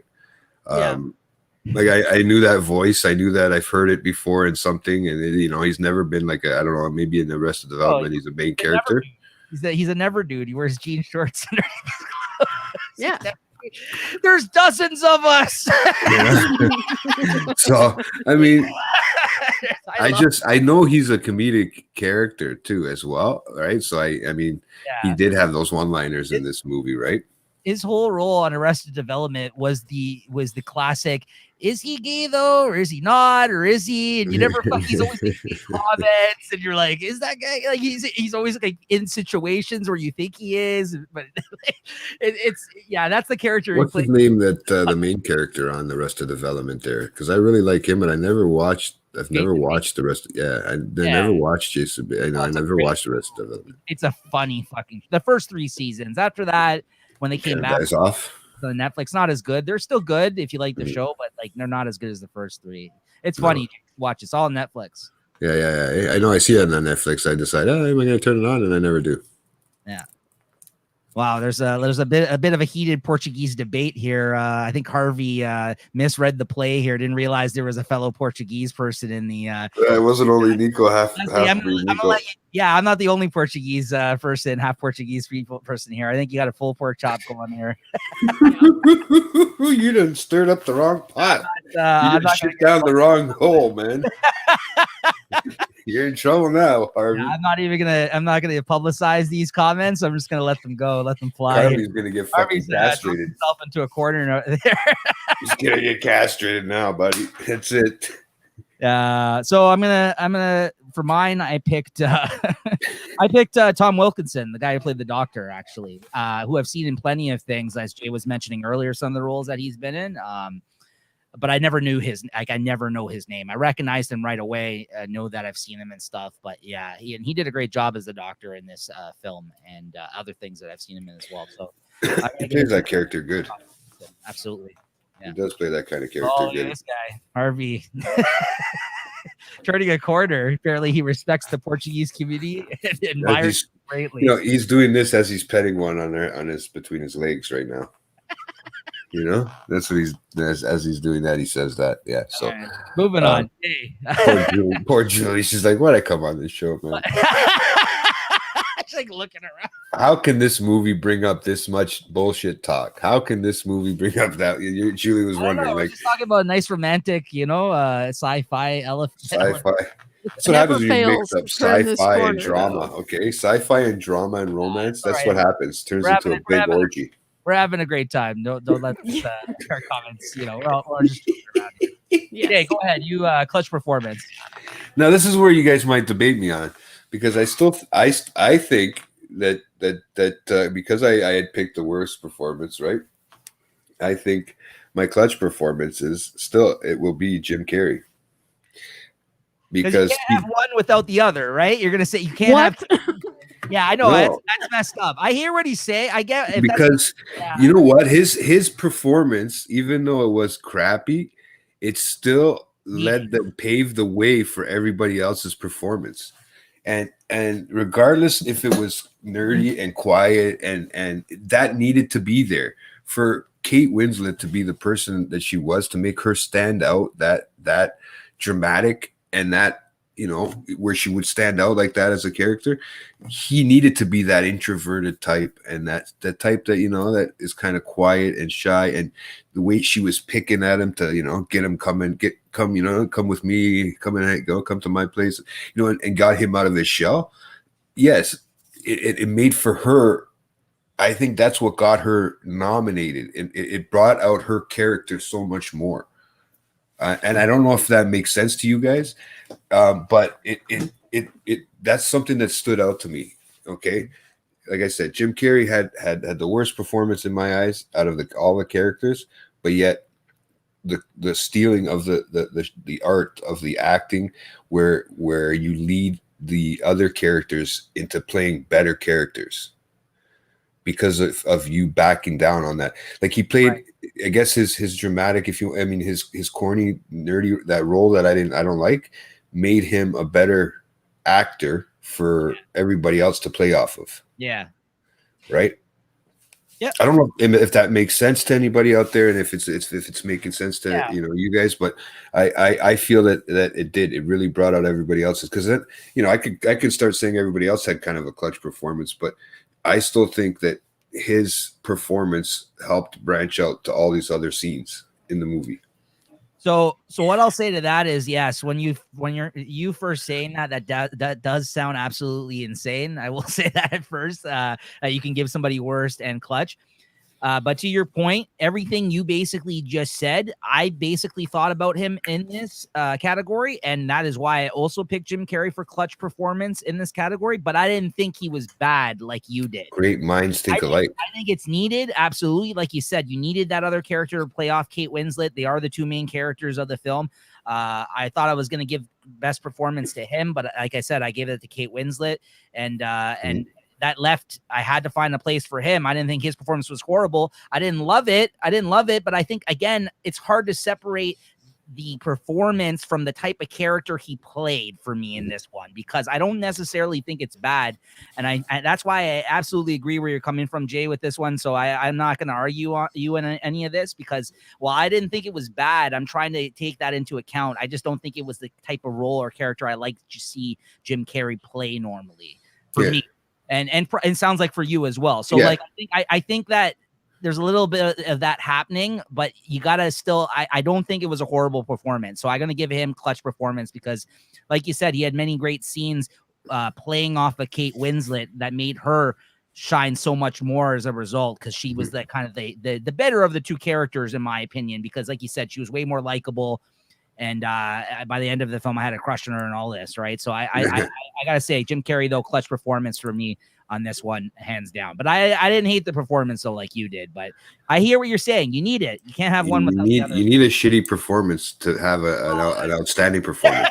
But I hear what you're saying in a way. Yeah, I disagree with the shittiness of the performance, but I get what you mean. You need it. He was right there with her the whole time. He has to go to him, right? So, whereas now with Julie, she's going to tell us your answer there. I'd be very surprised if you didn't pick Kate Winslet as a result of this, right? Really? Wow. Okay, go ahead, Julie. Go ahead. I went really off script with this one, I guess. I'm surprised. I gave it to David Cross. He did kill the two scenes he was in. You're right. That is clutch. That is the definition of the clutch. Every time he's on screen, I'm like, yes. Home run every time. Building the bird box, smoking the joint. Yeah. It was great. Good one. No, absolutely. I can't argue with you there. I can't argue with you there. That's great. Great pick. Yeah. Just every time he was on screen, I was like, yes, I'm invested. And whatever he's doing, I'm like, yeah, I'm in. Yeah, he was great. No, absolutely. Wow. I hope you found a spot for Kate Winslet on your list, Julie. No love for Kate Winslet. I did. I do have her on here somewhere. I'm just bugging you, but no, you're absolutely right. I'm glad you gave it to him, because he knocked it out of the park every time he was in a scene. He was the best one in the scene. He goes when to smoke some weed. Yeah, I didn't even think of that. I mean, it is great, but I went really, and I kind of overthought this movie a little bit. I mean, this movie, all it just does is get you fucking thinking in your fucking head. So I really overthought the whole thing. There we go. We got Harvey still trying to deflate the situation in the crowd, it looks like. That's it. That's it. Also, oh my God. JT's commenting panties. All right. Next up. Who just started that one? That was Jay, right? Okay, so it's me. Nit Picks. All right. There might be a lot of background noise going on. If you guys can hear it, let me know. Yeah, no worries. I actually got a lot of nitpicks for this movie. That's gonna make it come off, making it sound like I didn't like the film. So I'm gonna preface this by saying I liked the film. I didn't think it was amazing. Yeah. I don't know how many times I'm going to rewatch it. So I'm sorry, Julie, because I know this was like one of your picks, but I did like it. I did like the movie and it was good. But I'll tell you, when I was going through some of this, because sometimes, like I say, I watch the film sometimes with Christine, I was saying some of the stuff I had written down to her, and Christine loves this movie. And Christine got very defensive and argumentative with me on some of my nitpicks she did not agree with. So she's like, oh, I'm it's it. has to say it to you now on the show because, if she likes this movie, I don't know, because I had some comments here she didn't necessarily agree with. Nico almost didn't make it to the show. He would have had to been recording outside with all the stuff in the bag on the side of the road because she kicked him out. Yeah, she didn't appreciate some of my opinions on the film. Let's just say. Yeah. You color their hair too much? No. Just disagree with some of them. So go ahead, let them fly if you disagree with me here. So this is gonna hurt too. This is gonna be directed at Julie a little bit. Sorry, Julie, I didn't love. It's gonna be such a hard time. I hated that you put those scenes as your only favorite scenes because I thought they came off as corny. Some of those scenes, the ones as a kid, I liked the whole thing with the forced perspective. I thought that's very cool how they did that, but those parts came off somewhat. Me some of those memories, especially the one where he's like a little kid and he's getting washed in the tub and stuff like that. It didn't hit with me. Like I'm like, this should be a lot funnier than it is right now. And I just Was that a ghost? Cheesy to me. What's that? Was that a ghost that went by the screen? I don't know, man. Did everybody see that? I don't know, man. That was like some visual effect there. I don't know what was going on. Yeah. It's a blue screen behind Julie, everybody. She's outside too as well. Oh my god! Sorry, that threw us off. Nico. No, I saw that too. I was like, what's going on there? Yeah. I caught it out of the corner of my eye because I wasn't paying attention. And I was like, what the fuck was that? Sorry. That kind of black screen there acted almost like a green screen where you just see floating head. I didn't see any. I only seen legs and a head. Was that a ghost? There you go. I'm changing my my favorite cameo to Laura. To Laura, yeah. Oh yeah, it's Laura. There, I know Laura. Yeah, you know Laura. Yeah, she watched me die. Hey, so yeah, Julie. I don't know. I didn't love those memory scenes. I thought they and yeah. So for me, they didn't work. I also feel they should have spent more time on the flashbacks of the actual relationship, getting to the point of how toxic it was. And I know that there was a couple important scenes that led to you to believe that, yeah, I can understand how they got in this rut as some relationships do and like how they got to this point. But I feel that it would have been nicer if they spent more time on that and maybe a tad bit less on the whole idea of them running through their memories is awesome. I love the idea.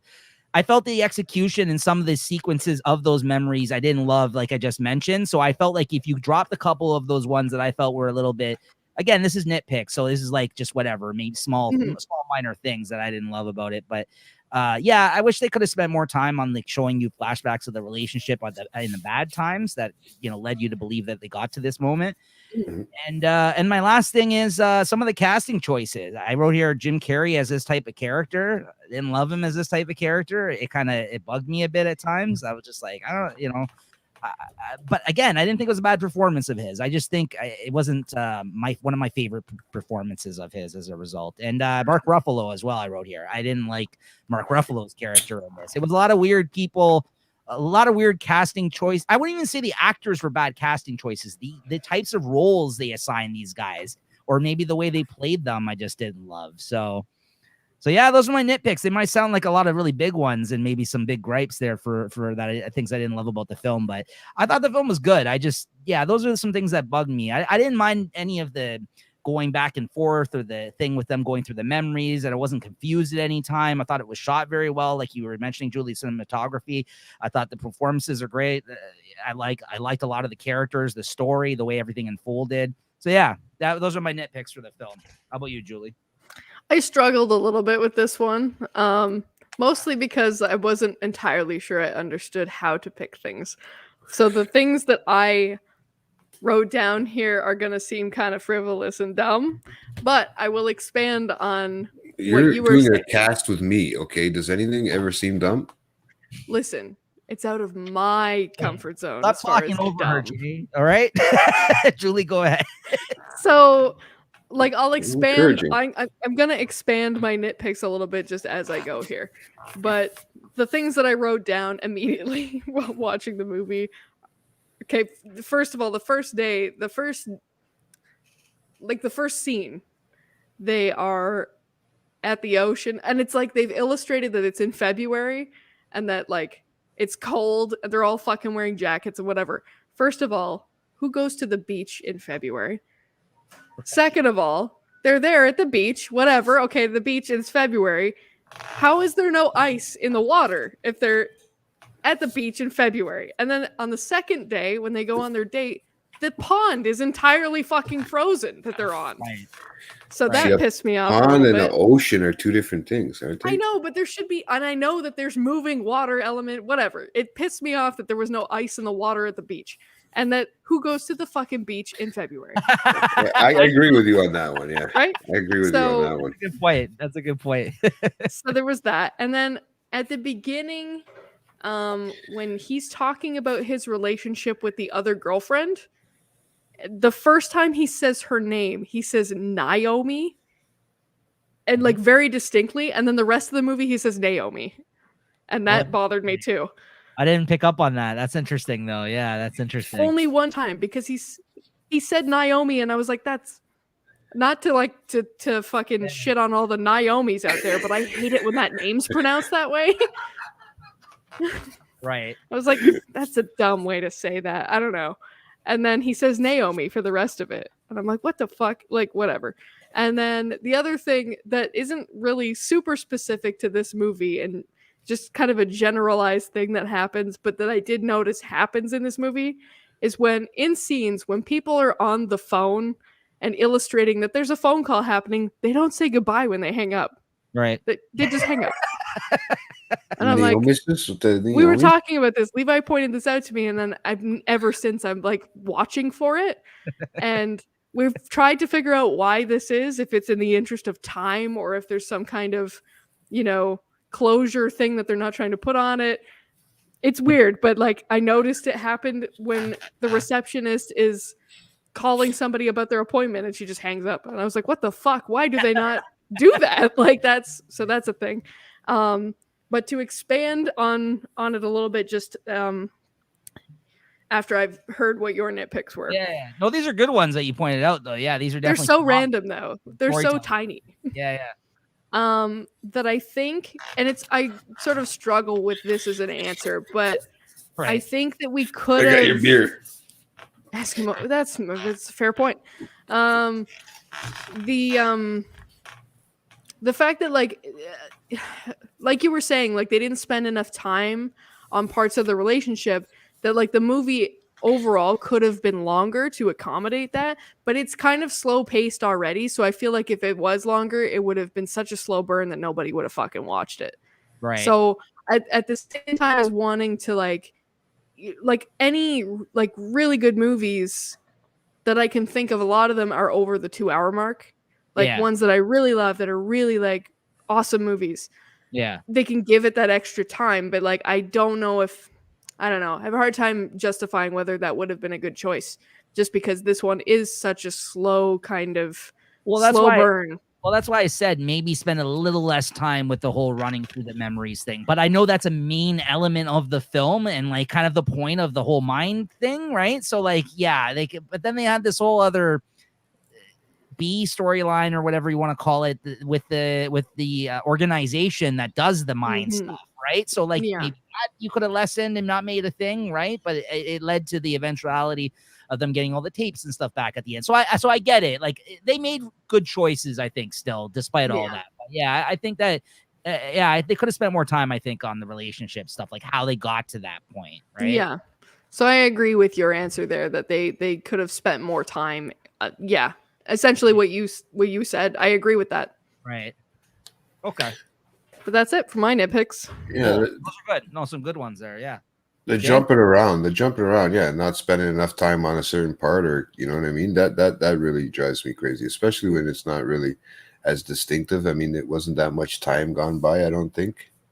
In the relationship, to be honest with you, for them to be jumping around back and forth, it seems so close, and it was very hard to depict where they were actually kind of jumping back and forth from. For me, I guess. Maybe I watched it too late. Maybe I was tired. Maybe I was high. Maybe something like that. I don't know. And then it just didn't. It was just and it dragged on a little bit. I found at certain parts it did drag on, and they didn't have to. They didn't have to. I didn't like her hair color choice. ever. I mean, I didn't like why she couldn't figure out her fucking name, either side of Tangerine or Clementine, or what do you want to be called, Orange next? Right? Like, it was corny. I know that was part of the whole Switch thing, that they had, but no, I just, like that. I like that point. like, fucking drove me nuts. Like that. I think that was part of the reason that helped distinguish which part of the time frame it kind of was in the movie. Right. But it helped distinguish it. That's because that's the only thing that was kind of easy. Because I mean, even the hit on the car. I mean, I like the way they did that camera angle, but it kind of it drove me nuts because it kept looking like this car was scraped on one side and then it was scraped on the other side. The passage, like, it threw me off the way they walked down the street back and forth. When he was walking after certain scenes like that, the CGI. I think that was a nitpick for me, some of the CGI, because it was very noticeable. Right. It wasn't early 2000s. It was probably just starting, to get good at that time, right? So you can really notice the stuff, unless that's what they were going for.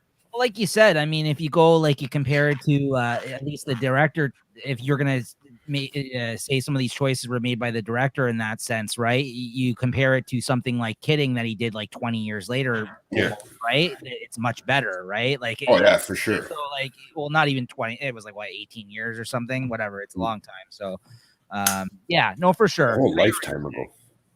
Yeah. And then also to Harvey's point, yes, I was gonna say that at first, but that's just a typical JT answer.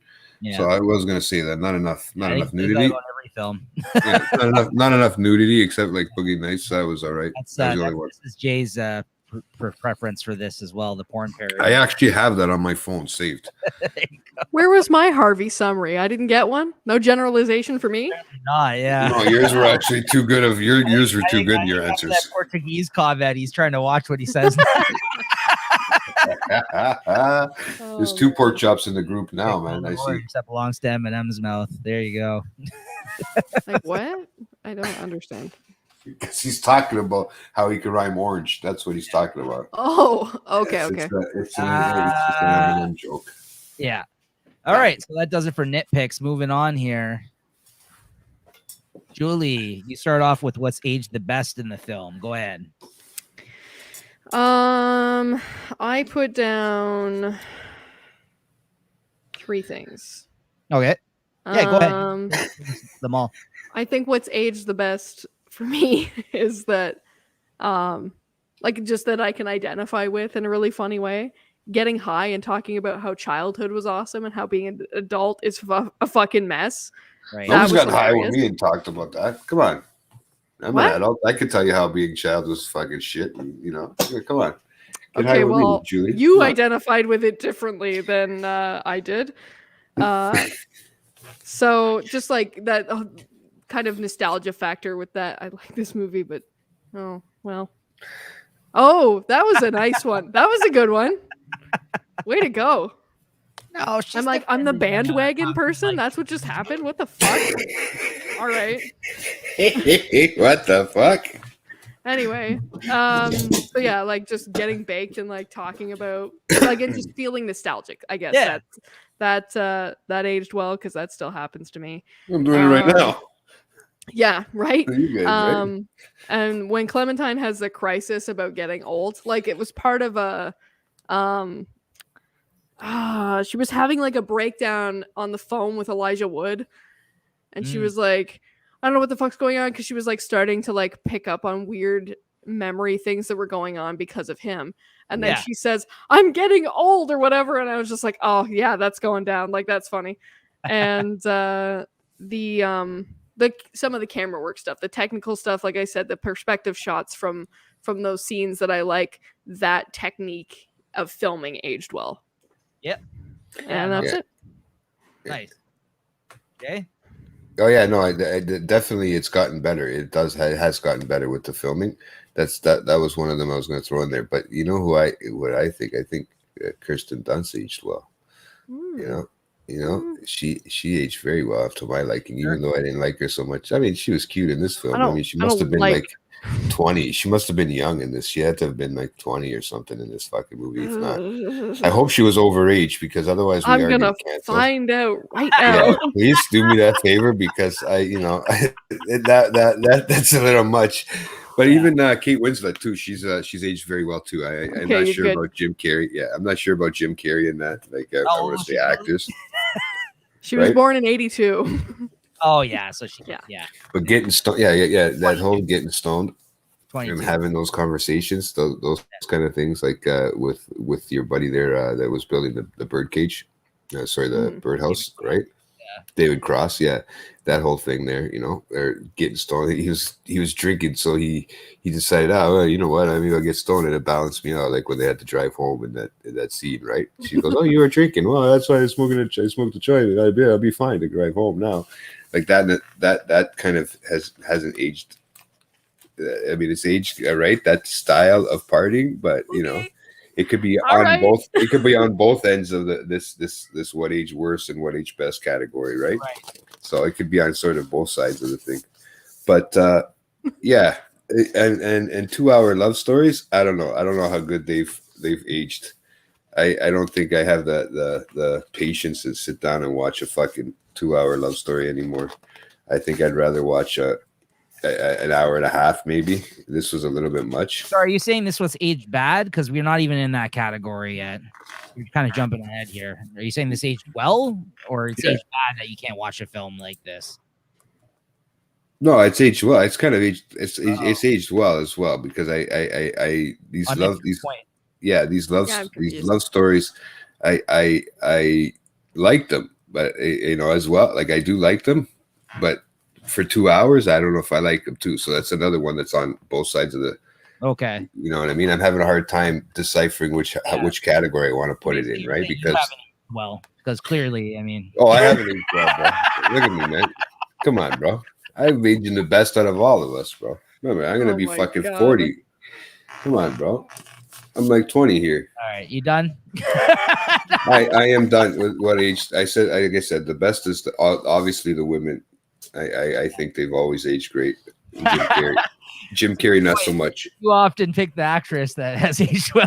It's very true, but a lot of the times they have aged well. I mean, that's a shout out to good-looking women. There's nothing wrong with that. We're recognizing their beautifulness. Dude, you can call me Harvey if you want, but I still believe, exactly. Here we go. So I put down for age the best. Kirsten, no. I actually didn't. This one. I said. Again, I mentioned this earlier in the show, just the overall theme of this film for me, which was they got the feeling of when you first started to date somebody. I think they nailed it. Like for, sort of the honeymoon kind of phase. Yeah. And followed up with also the shit about the toxicity of a relationship can get into as well. And I've experienced both through my life, so I related very much so to that, and I think they got it spot on. I think they just they nailed it on the head. I think that theme throughout the film of that, and that's why I think I was sitting there wishing. Although this isn't friggin' what's that movie, Marriage Story or whatever the hell that movie was. I think that's what it was called. It was brutal. It was a brutal film of just about watching a relationship deteriorate over time to it's a crazy movie for anyone who's ever seen that. It's great, but it's hard to watch. Like if you're watching it with your significant other, just it gets tense in the room watching that. So like at times it's just like. They captured the uncomfortableness of relationships, the great part about meeting somebody at the start of a relationship and all that has to bring. So that's aged very well for me. I think that still rings true to today. And while I haven't been in a new relationship in a long time, I still know what that, you know what I mean? Like it remind me of that kind of stuff. Right. So yeah, absolutely. So. All right, Jay, you're up next here on what's aged the worst. If there's anything else you had there that you didn't mention. Well, I kind of had my sort of age both sort of thing, right? So I kind of had those two for my category, my things. Okay. But I mean, to be honest, we want to go actor wise. We got to say who aged rough. Well, I say Jim Carrey. I think he ages rough in this now that he's older.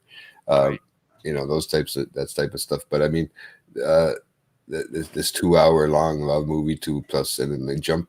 I'm not a big fan of these stories that jump around. I'm a big fan if they're more you like linear stories. Depicted. Well, they're depicted. Depicted. That's a new sorry, one. depicted better. You get what I'm saying? Depicted better. You know what I mean? If they sort of were more easier and they flowed into each other more. I like how these are dictated. Yeah, these are like this is like this fucking exactly. No, but I think it could have it didn't have to drag on for so fucking long. Don't make Jay feel insecure, right? I don't have 100% worse than best. Hey, I don't have 100% worse than best. Vocabulary improves every time he does this fucking show, guys. All right, he listens. He's a great listener. God knows no, but listening, yes. So before leave him alone, guys. All right, Jay. No. That's all right. I know you guys got my back. This is JT after the That's definitely a Jay's vocabulary, right? Jay knows that. Yeah. If it was decapitated better, I would be more into it, but I'm just not. I just take the head off the fucking movie. Oh shit! What's going on, man? Where you been, bro? I haven't seen you in a while. What the fuck? Yeah, good job, Jay. Whew. All right, Jay. I know that took a lot out of you, so let me take the risk from you now. Yeah, go ahead, please, man. I don't really have much of a age worse than best. I mean, it's just what's age the worst? Jay's it's 20 years ago for me, man. Yeah, that's age the best. Come on, buddy, it's getting better. Oh my god. But yeah, no, I mean, really, 20 years isn't long enough for stuff to age worse than best. Oh, hey now. Watch out, man. Whoa, that was fire. Shots fired at you guys. Come on now. Hey, that's my fellow late night chat co-host there. Watch what you say. All right. There's only one answer for me and what's aged the worst, and that is like our good friend here, Harvey Weinstein, in this Me Too era for us. The manipulation and taking advantage of people in the workplace, Me Too type shit that was going on in this film was a fucking curveball that I was not expecting in this movie. Honestly, I did not know. I didn't even think about that, eh? Right? It didn't seem so bad. I was like, what the fuck is going on with this storyline? And what I didn't understand was how they didn't play up the storyline more. It was kind of like, oh yeah, whatever, on to the next thing. Like, because it wasn't the focus of the film. It was like a footnote of sorts to kind of get, like, they didn't really focus on the fact, like, this is creepy, fucked up. And then it turns out they're all perverts at the end of it. The boss that runs the place, they wipe the girl's mind.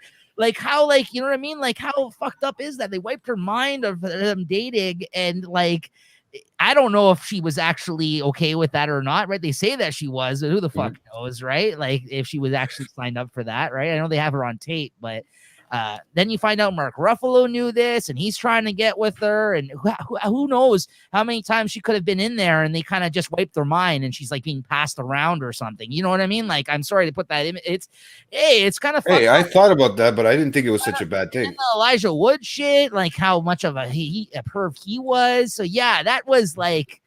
That kind of stuck out quite a bit to me upon this watch. And this is my first time watching it. I just didn't feel like, not that everything has to be about that, but for them just to kind of like, you know what I mean? Like, yeah, she got kind of some revenge at the end by sending out the tapes, but it was like the B storyline to this film, which I'm like, wow, this is kind of like, it has enough weight to it to actually spend half an hour more on this film and explore this kind of aspect of it, but they didn't really, right? So so that hasn't aged well, I think, in that sense. Julie? I had the same thing, that the whole superior and the receptionist relationship fucking storyline was really gross and not okay by today's Me Too era standards. And the same thing, like when oh fuck, when we hear the tape and of her, and she's like explaining what happened, and like she's starting to like explain to the tape, like, oh, she fell in love with him, whatever, and she was like, I can't do this, and he was like, we've discussed this, this is for the best. So then it seems like she's being coerced. So that was really gross. That whole fucking relationship bit, like, and you're probably right. Like, on top of everything else, right? Like, essentially, it's like mind rape, essentially. Like, right.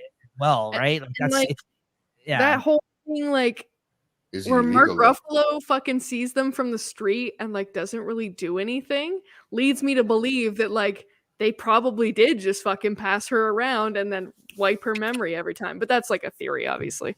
Yeah. So yeah, that was gross. The drunk driving, I wrote down, not cool. Her drunk driving and fucking up his car and then leaving again, that whole bit, and also David Cross's, I kind of forgot about that until he said that, and he was like, oh, I have some beers and then I fucking smoke a joint, drive us home and whatever. That doesn't age super well by today's standards. There's another, well, it happens, but I mean, didn't age well. No. There is a part where they're having a very aggressive argument where Clem I know what you're calls him a word that's a slur, and that doesn't age well. It's also really weird and out of context for her to go there. Like, didn't make sense. I can't remember the word right now, otherwise I'd say it, but I'm not gonna go there. I'm not gonna go. What does it rhyme with? Maggot. Oh, okay. I think I said it before, right?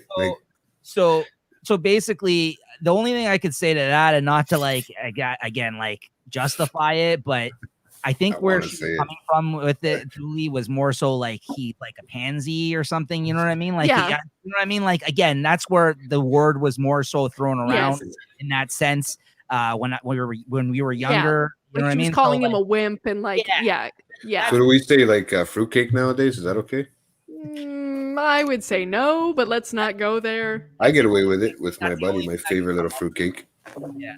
Oh my god. That's the Julie only knows my favorite. Really, to your point though, because it did seem out of place in a way. Right. It was just like an aggressive, like, what the fuck? Like when she said it, it was just like, whoa, like that was a lot. But anyway, whatever. Elijah Wood stealing panties, gross. Also, I know that still happens. Obviously, I'm outnumbered here by. But yeah, so I guess that means no to fruitcake, right? I can't say no to that. I would say no. Yeah. Okay. The whole bit just the whole pervy workplace thing, that kind of all just ties in with that. And I think that this one I added on at the end is a special COVID note, and I think it was my COVID brain going into overdrive when she just like touches the random baby at the fucking fruit market. I was like, what are you doing? Like, that's not social distancing. And I was like, first of all, I was like, okay, that's COVID brain. But then I was like, wait, no, that's weird even by normal standards. Like, that's not your baby. What are you doing? As a parent, you'd be like, who are you? It's like, oh, look, a baby. So, wee baby. That was weird. Didn't love that. Yeah. So that's those were all my notes for that one. Fuck, man. Right? That was good. It looks like he's really laughing too. That's the best part about that. Yeah. All right, those are some good ones. Really, you actually went deep on that. Really good. Yeah, absolutely. That was good. I like that. Who started that one? Julie ended it, so then Jay. Yeah, so that was me. Is the next one then? What's it? All right, unanswerable questions before we get to our big final categories of the night here. We're not teacher.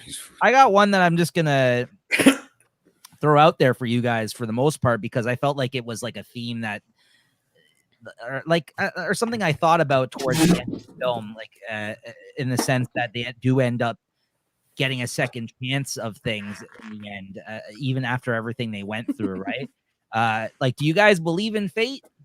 Do you believe in fate in that sense? Like, because in a way, it's kind of like it was like a Look at where I am, bro. Seriously, fate my ass. I'm halfway through my life, bro. I don't believe in fate anymore. I gave that shit up, bro. Go on. Yeah.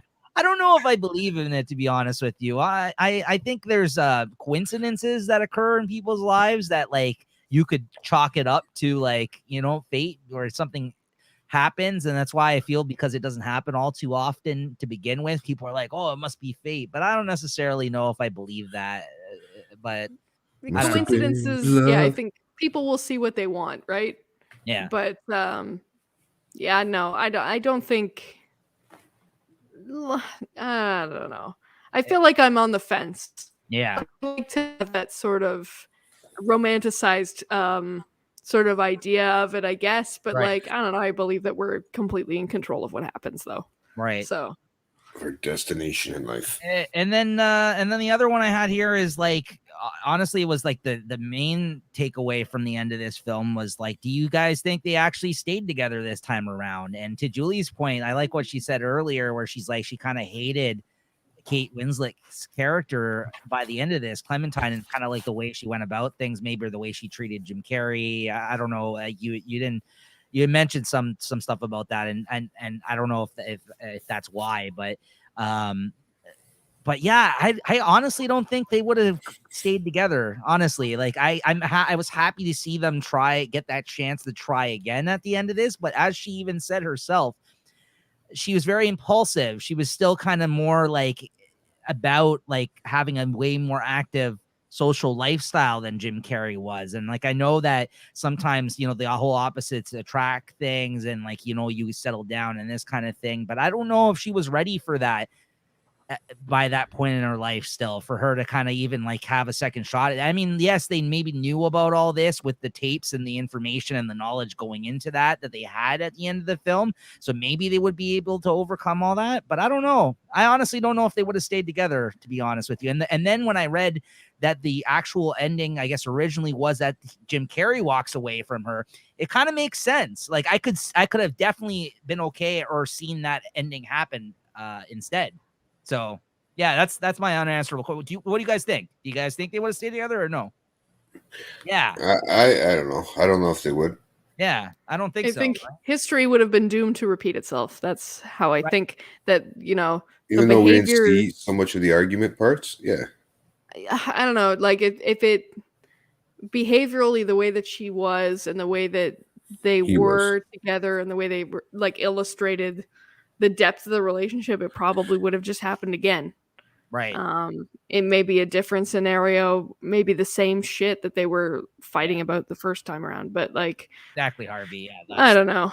That's why I felt it was good. But it does leave you thinking that. But at the time, it left you with the feeling like this was a happy ending for them because they at least got that chance. Like they were given that chance, and like so many people wouldn't have that chance, knowing what made their relationship fall apart the last time around. People don't learn, right? Like there's people that continue to be in doomed relationships and go through the same fucking shit that they did the relationship before, just with another person, right? So like at least the time they actually knew they've already gone through this experience with one another, and they would grow, maybe they wouldn't, right? You know, because you know people are people, right? So like people don't grow or learn. It's hard. Yeah. I guess that the hopeful part of any of us would be like, well, maybe they'll change this time. Yeah. Yeah, I don't know though. I really don't think so, but that's why it's an unanswerable question, folks. Yeah. We'll never know. Go ahead, Julie. What do you have? Anything? Okay, so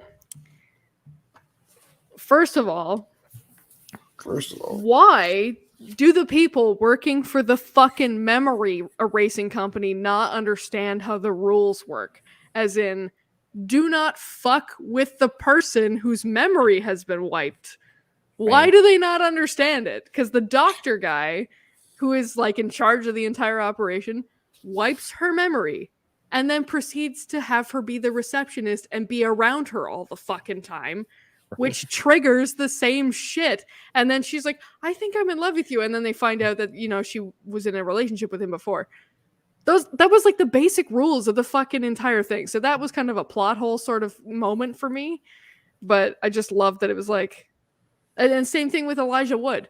Like, he steals all of the information and all the notes and everything. And he's like, he works for the company, I think. And the basis of it is to not remind them of the thing that they're erasing. And then he takes all of the notes and recreates all the situations, full well knowing that it went horribly and she got her fucking mind erased. Like, why did they not understand the basis of how this procedure works and why it's like that fucking boggled my mind.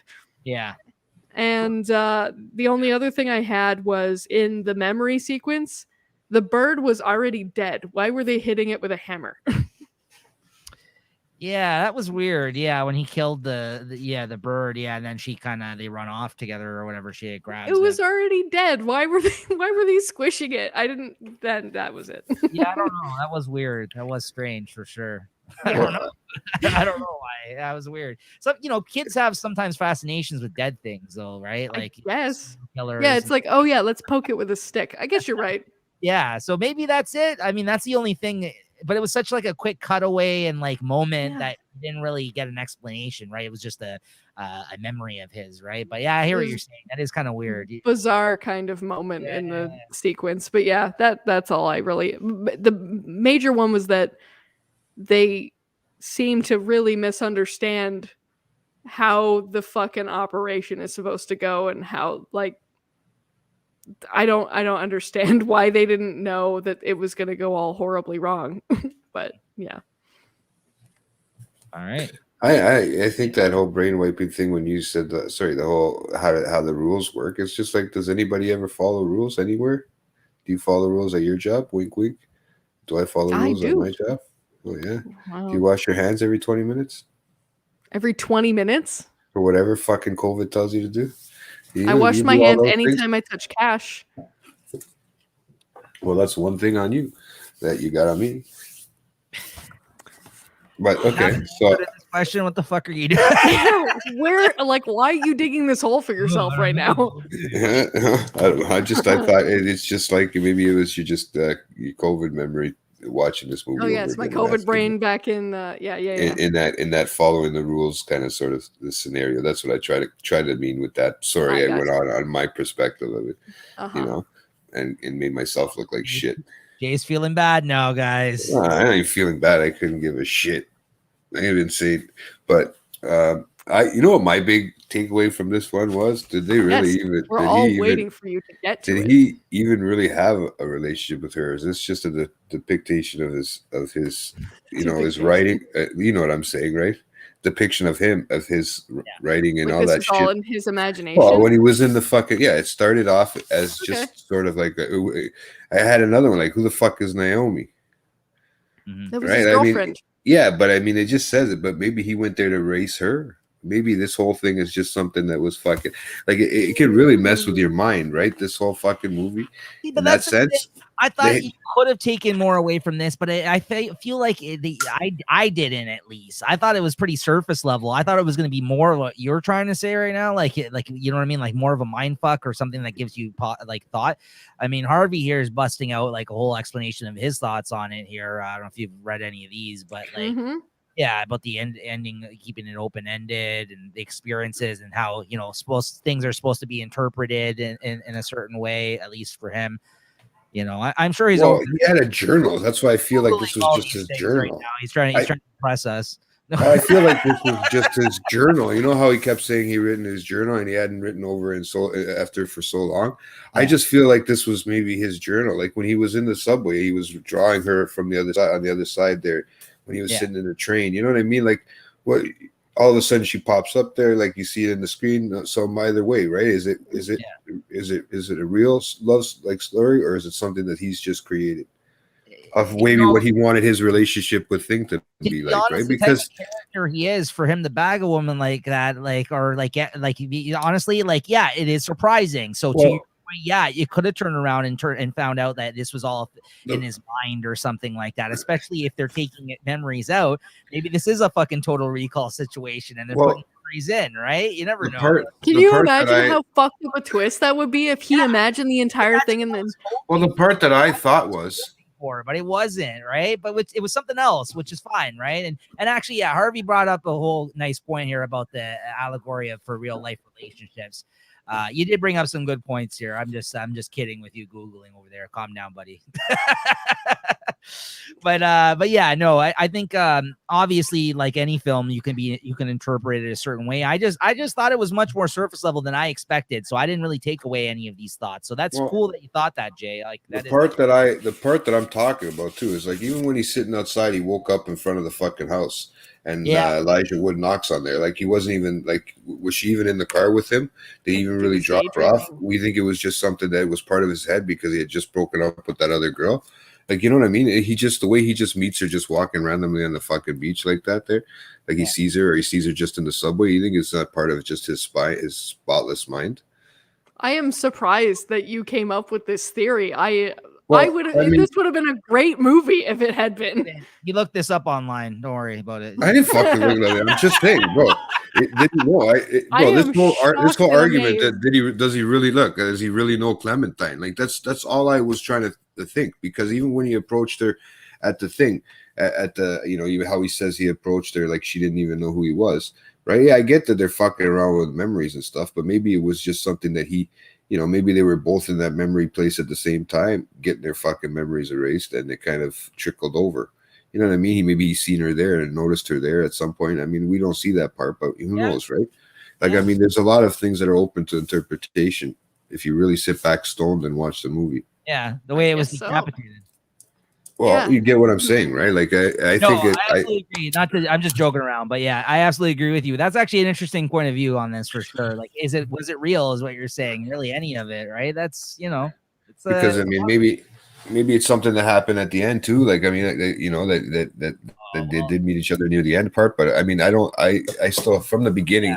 On that's what I kept thinking in my head. Is this relationship real? Little parts of it I went into it thinking that, so maybe that might have messed with me too, right? But that's what I mean. You kept with that line of thought, and I thought that also that it was going to be something along those lines when I started watching it, but I quickly watched it twice in 2 days, bro. Yeah, see, that's why like I think I watched two different ways. I think you fell down the rabbit hole a little bit of these kind of thoughts of your own on it, because like if you look up online, like I'm sure there's fan theories that really match and relate to what you're saying too, and even some of the same things that like Harvey was referencing here in the chat, right? One of the other movies too that Julie actually proposed to us that is a real fucking mind fucking, the theories are crazy on, it's Donnie Darko. When you mentioned that, I'm like, I just don't even want to have that conversation, because like that could go on for like 5 friggin' hours. Like I know that is like a mind fuck. That's really going down the rabbit hole. That movie is all symbolism, like the whole thing. Symbolism, that movie, like everything, like like everything, like in that movie, like you have to connect the dots on like, and the fan theories on that movie. Like I went down that rabbit hole, literally rabbit hole, because of that movie. Like in that film, like I've been down that, like when I watched that for the first time, right? It's impressive, that one, but it's Have you ever seen that, Jay? Donnie Darko? No, I seen Donnie Brasco. I seen that too. That's Johnny Brasco. It's Johnny Brasco. Donnie Brasco. Whatever. Fuck. Donnie Brasco. Yeah. I don't think I've seen Donnie Darko. Maybe not. We have to do that. Who's in that one? And we might have to do that sometime, because that's who's in that one. Yeah. Sorry, I misspoke. It is a good movie. I'm just saying his plot would have made another equally great movie. Would have been a whole other thing, and I would have rather preferred that, to be honest. I would be here saying that this movie's amazing. Not that I said it's bad, but I liked it, but I didn't think it was amazing. So I would have I thought that's what it was going to be, what Jay is saying. I would have loved that if that was more heavy on the sci-fi, not so much on the romantic. Yeah. Maybe that's where my head is too, right? On the sci-fi. Which I didn't hate on. It was nice for what it was, but I was more expecting it to be like a mind. But that's the hopeless romantic part that I think of, right? And maybe he's just thinking that type of relationship in his head too, right? Maybe that's where I went into this. I started watching it that way.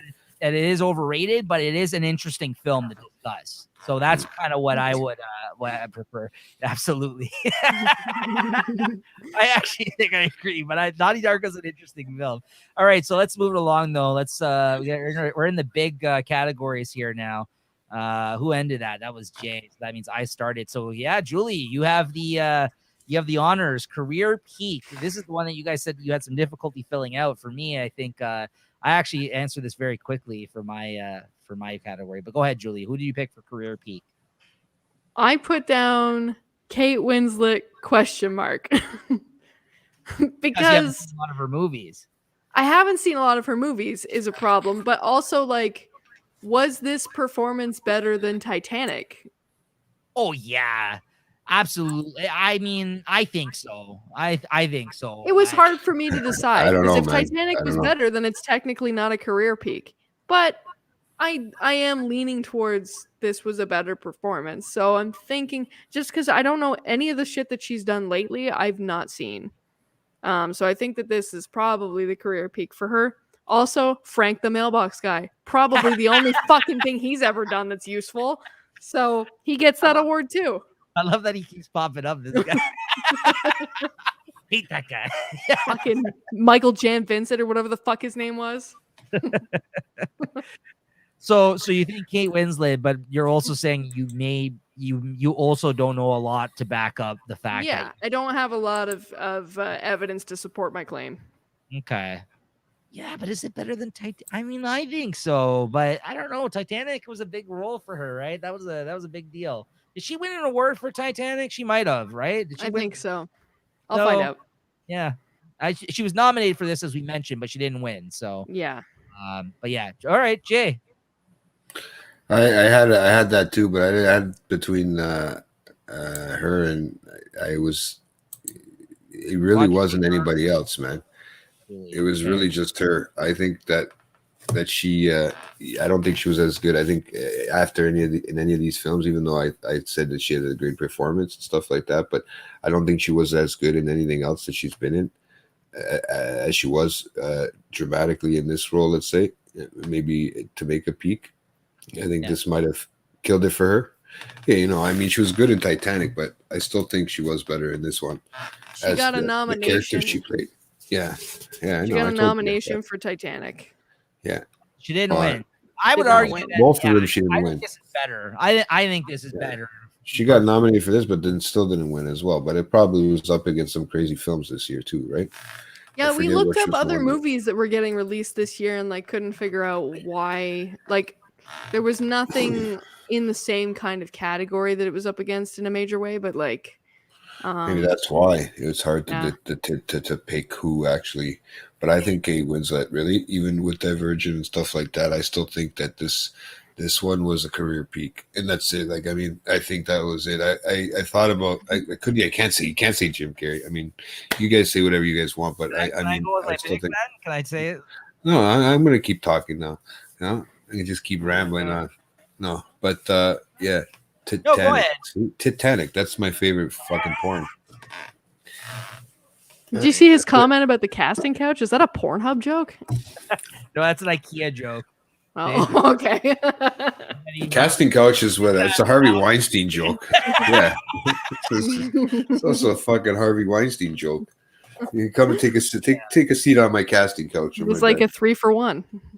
Yeah. So yeah, go ahead, Nick. Winslet as well. Kate Winslet as well. Yeah, I'm going with Kate Winslet because I can't think of anybody. I mean, well, the reason I wanted to jump in there when you said that is that my pick is Jim Carrey. This is absolutely career peak work for Jim Carrey. Look at this. He's done other stuff too, man. After no, not as.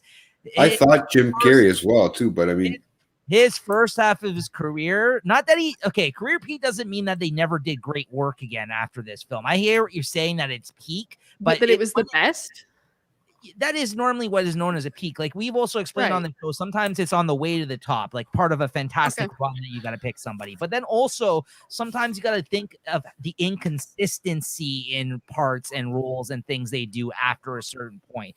And for me, if you look at Jim Carrey's IMDb after he did this film, this is when he started doing a lot of big stinkers and things that I did not like Jim Carrey in. Okay, so hold on, where is this? So he did. He didn't do much. I know. Then he did a series of unfortunate events the same year. It's the same year, okay? I know people like him in that. Then he did Fun with Dick and Jane. That wasn't that great. That was crap. Yeah. Number 23, I haven't seen, but I heard it wasn't great either.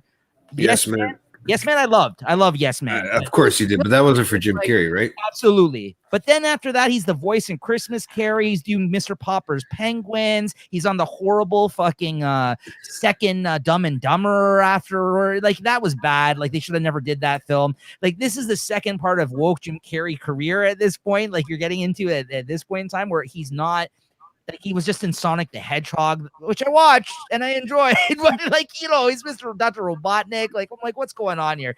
This was like a big dramatic role and a career choice for him at that time. And I think that a lot of people gave him praise despite the critics maybe not giving him the praise that he wanted at the time. This is absolutely, I think, career peak time era for Jim Carrey. Maybe it wasn't this film necessarily, but I mean, literally looking at his IMDb, it could very much be this film. And because I didn't hate him in this movie, but like, except with Kidding, like, every third thing he did was like okay. Like honestly, it was just like he's done Kidding, and he was Joe Biden. Come on, man. Kidding was fantastic.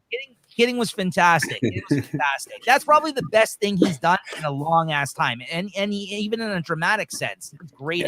Yeah, but no, but that's why I said he aged the worst too, because look at when he does Joe Biden and fucking looks like Fire Marshal Bill without having to put the makeup on, right? So I mean, he's aged. Yeah, but I guess so. I mean, like, look at the run in the 90s. Look at the run in the 90s, though. You ready for this? Yeah, but they both have crappy fucking runs. And some of these may have not aged well for some people, but because I was younger at that time, like I love these movies. Like, look, what does he have here? Like 94 and on. Okay. After In Living Color, he's got Ace Ventura, The Mask, Dumb and Dumber. He was Riddler in Batman Forever. He was horrible. That movie was horrible for a Batman movie, but he was great as Riddler. Riddler. Ace Ventura 2, Cable Guy, Liar Liar, Truman Show, That was your movie. Man on the Moon, Me, Myself, and Irene, Bruce Almighty, like, you know what I mean? And then Eternal Sunshine. Yeah. That's a great fucking run that he had through the 90s up to this point in time, right? So then he got depressed from being the Joker, like being a Joker all the time, and then tried to do fucking Eternal. Yeah. Father died at some point in his career, and then that fucking Man on the Moon movie fucked him up. It was weird, man. Like, to go back and have to live like Andy Kaufman for a while, that'd be fucked up. I was gonna say that I Love You, Philip Morris was a good movie later on that he had too, but I kind of like. I haven't seen that. Is that good? He's got a run like you're right. Like every third thing that he put out was like, okay, this was decent. Yeah. But like I guess it was hard to say. Like I couldn't figure out if he was like past the point, I guess, by then, but like not really, I guess, because everything he put out from there I really liked. Like Liar Liar was great, Cable Guy is awesome, like everything you mentioned, that all of those are great. Yeah, and that was all before this film. Right? So is this after the peak, I guess? Yeah. So that's why that's my argument for that. And again, this is coming from I'm a huge fan of it. So like for me, it's like I'm like, sadly, I think this is around the time where I kind of got less interested in what he had to offer in terms of the roles he was doing. Right. So, yep. I feel like the rest of them just benefited off this. Yeah. And they went on a run. They went on a run like crazy. Yeah. Oh yeah. Everybody was like in the early. Oh, he did it again. Oops. I thought it was me. Did it again. He played with his internet connection, and that's what happens to him. No, sorry. For a second, I thought it was me because it's happened. It froze up on me a couple of times where I was the only one moving, and I knew it was my problem. It's all good. You know what's funny, man? I've been having a good internet connection this week today. I know. It's funny because you had an iffy spot there for a while where you were kind of fuzzy, but so far you've been pretty good. I think my camera's just old and I'm fuzzy. That's all. Maybe. But but honestly, I like when he does this because this is like a perfect thing where we can do like, oops, I did it again with the Reface app, and we can put it on. I am not participating in any Reface. Did you see the one I threw up there on Late Night Chat? I on the TikTok did. Guys, I had to. I saw that you tagged me too, and I wondered if you did it or Niko, but I should have known. I should have known. I had to, man. I had to do it. I was like, you know what? This is our first picture ever doing podcasts. I said, let's throw it up as the first picture on the Late Night Chat TikTok. So I thought that was funny. So go check out the Late Night Chat TikTok for our first official post. I actually got more views on my TikTok videos than I do on my my YouTube videos, guys. So go check them out, man. It's going viral, folks. It's probably work out better that way if I. I just got an email. They canceled my concert. Again, it's COVID. I told you. What do you think? They're going to not cancel stuff? It was BTS. They canceled it. Who gives a shit about BTS? I love BTS. Sorry. I mean, so, BTS is, what does it stand for? It's a Korean word. It's 3 Korean words. Can you say the 3 Korean words? Is what I'm asking. Bangtan Sonyeondan. All right. Let me see if I can say it. No. Suck my ass, JT. Is that what it's called? Suck my ass? Is that what it? Suck my ass is what I'm saying to you. In English? Oh, guys, I mean, this is the best. I don't know. It stands for like something Boy Scouts. I forget. It's all right. He's Niko doesn't love us anymore, and his internet connection crapped out on us, guys. But yeah, career peak, and I think we still have one more, man. I think we still have, if I'm not mistaken. See how everybody just doesn't care if I talk or not. It doesn't make a difference. See, I can say whatever I want, right? Oh, I'm back. Here I am, the accountability police. Oh yeah. Okay, PR. Where is he? Julie, you into K-pop? Oh yeah. K-pop. I mean, I'm into just BTS pretty much. I'm into what is it called? BTM or what is that shit called? No, it's not. I'm into BDS, BDM. What the fuck do you call that shit? I don't even know what you call it. Idiot. What do you call it, Harvey?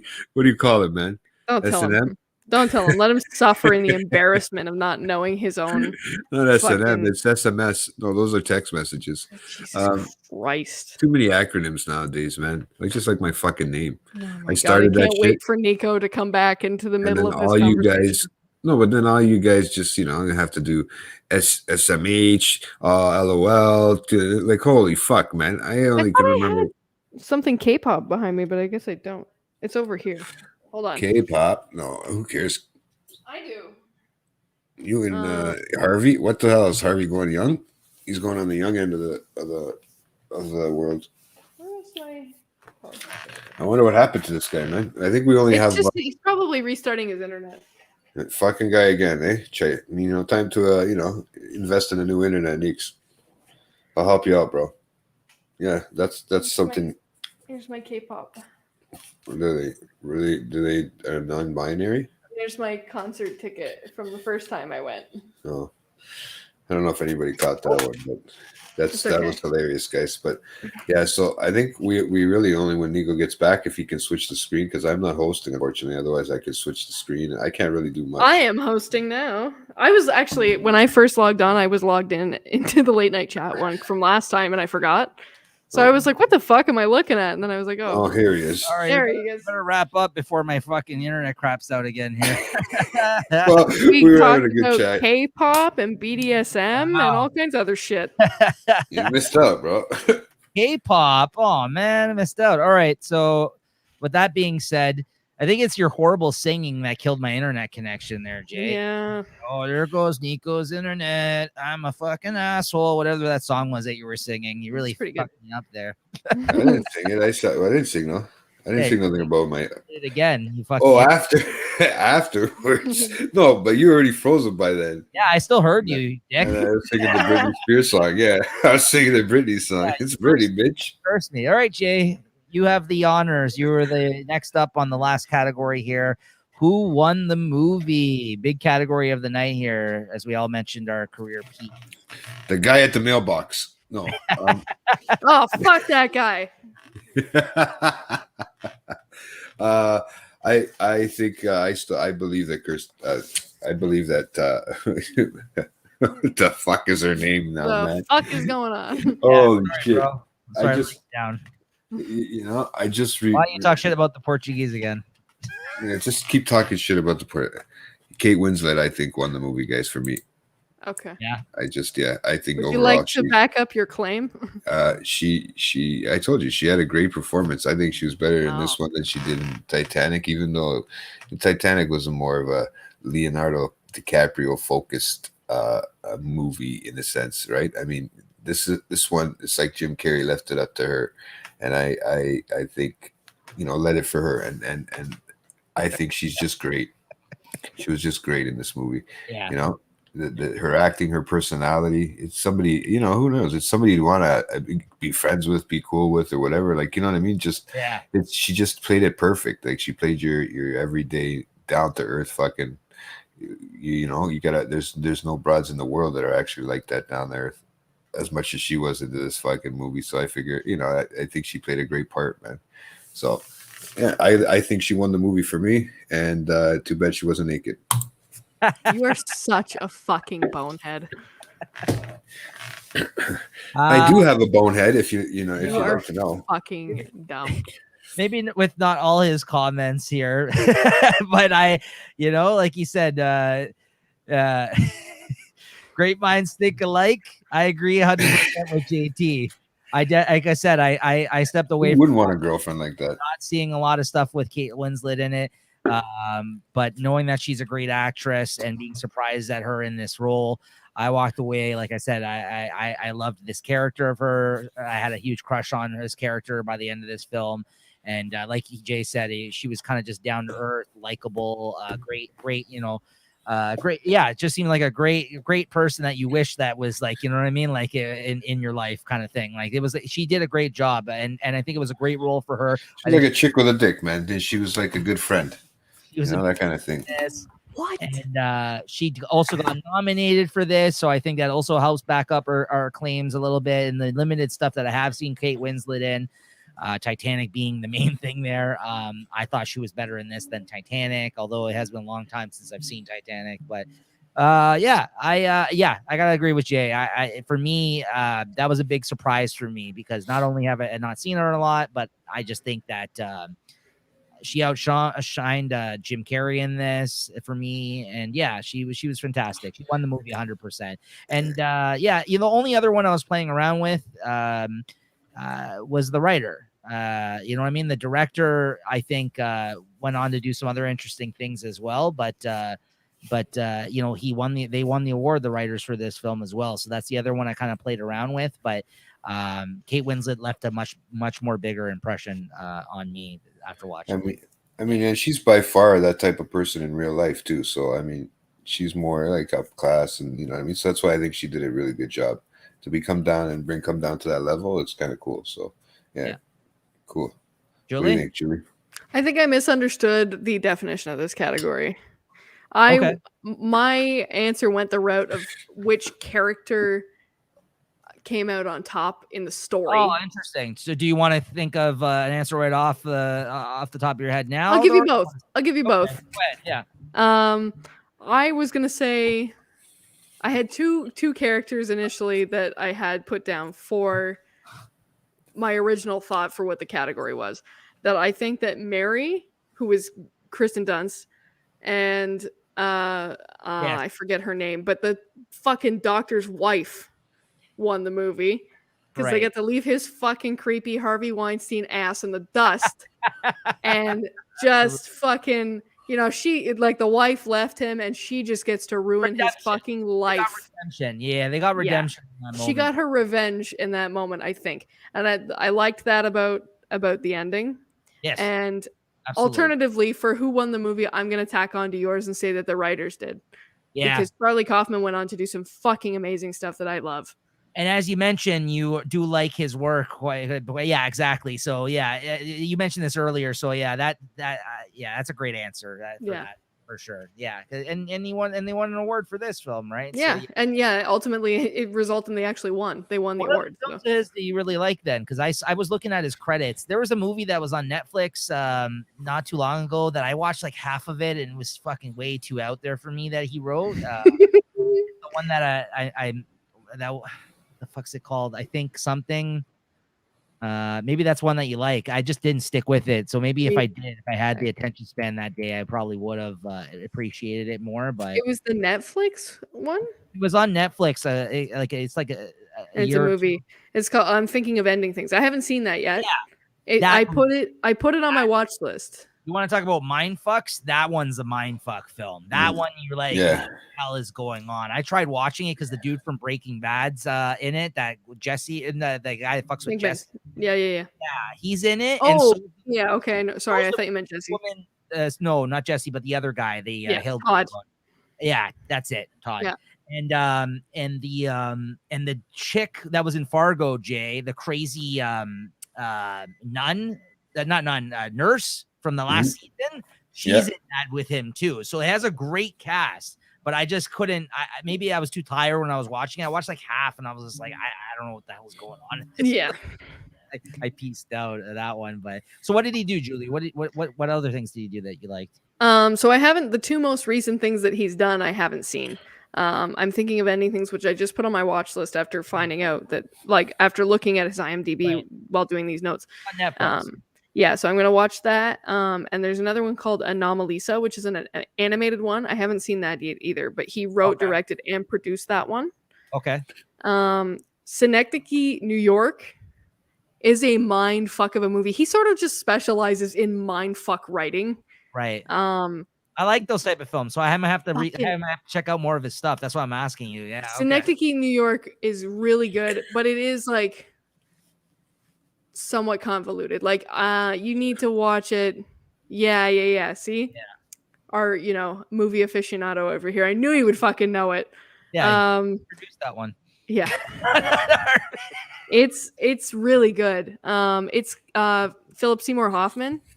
Oh, interesting. Okay. Now we're talking. He's good. He's good. Okay. I'm gonna have to check this out. Okay. He wrote Being John Malkovich also.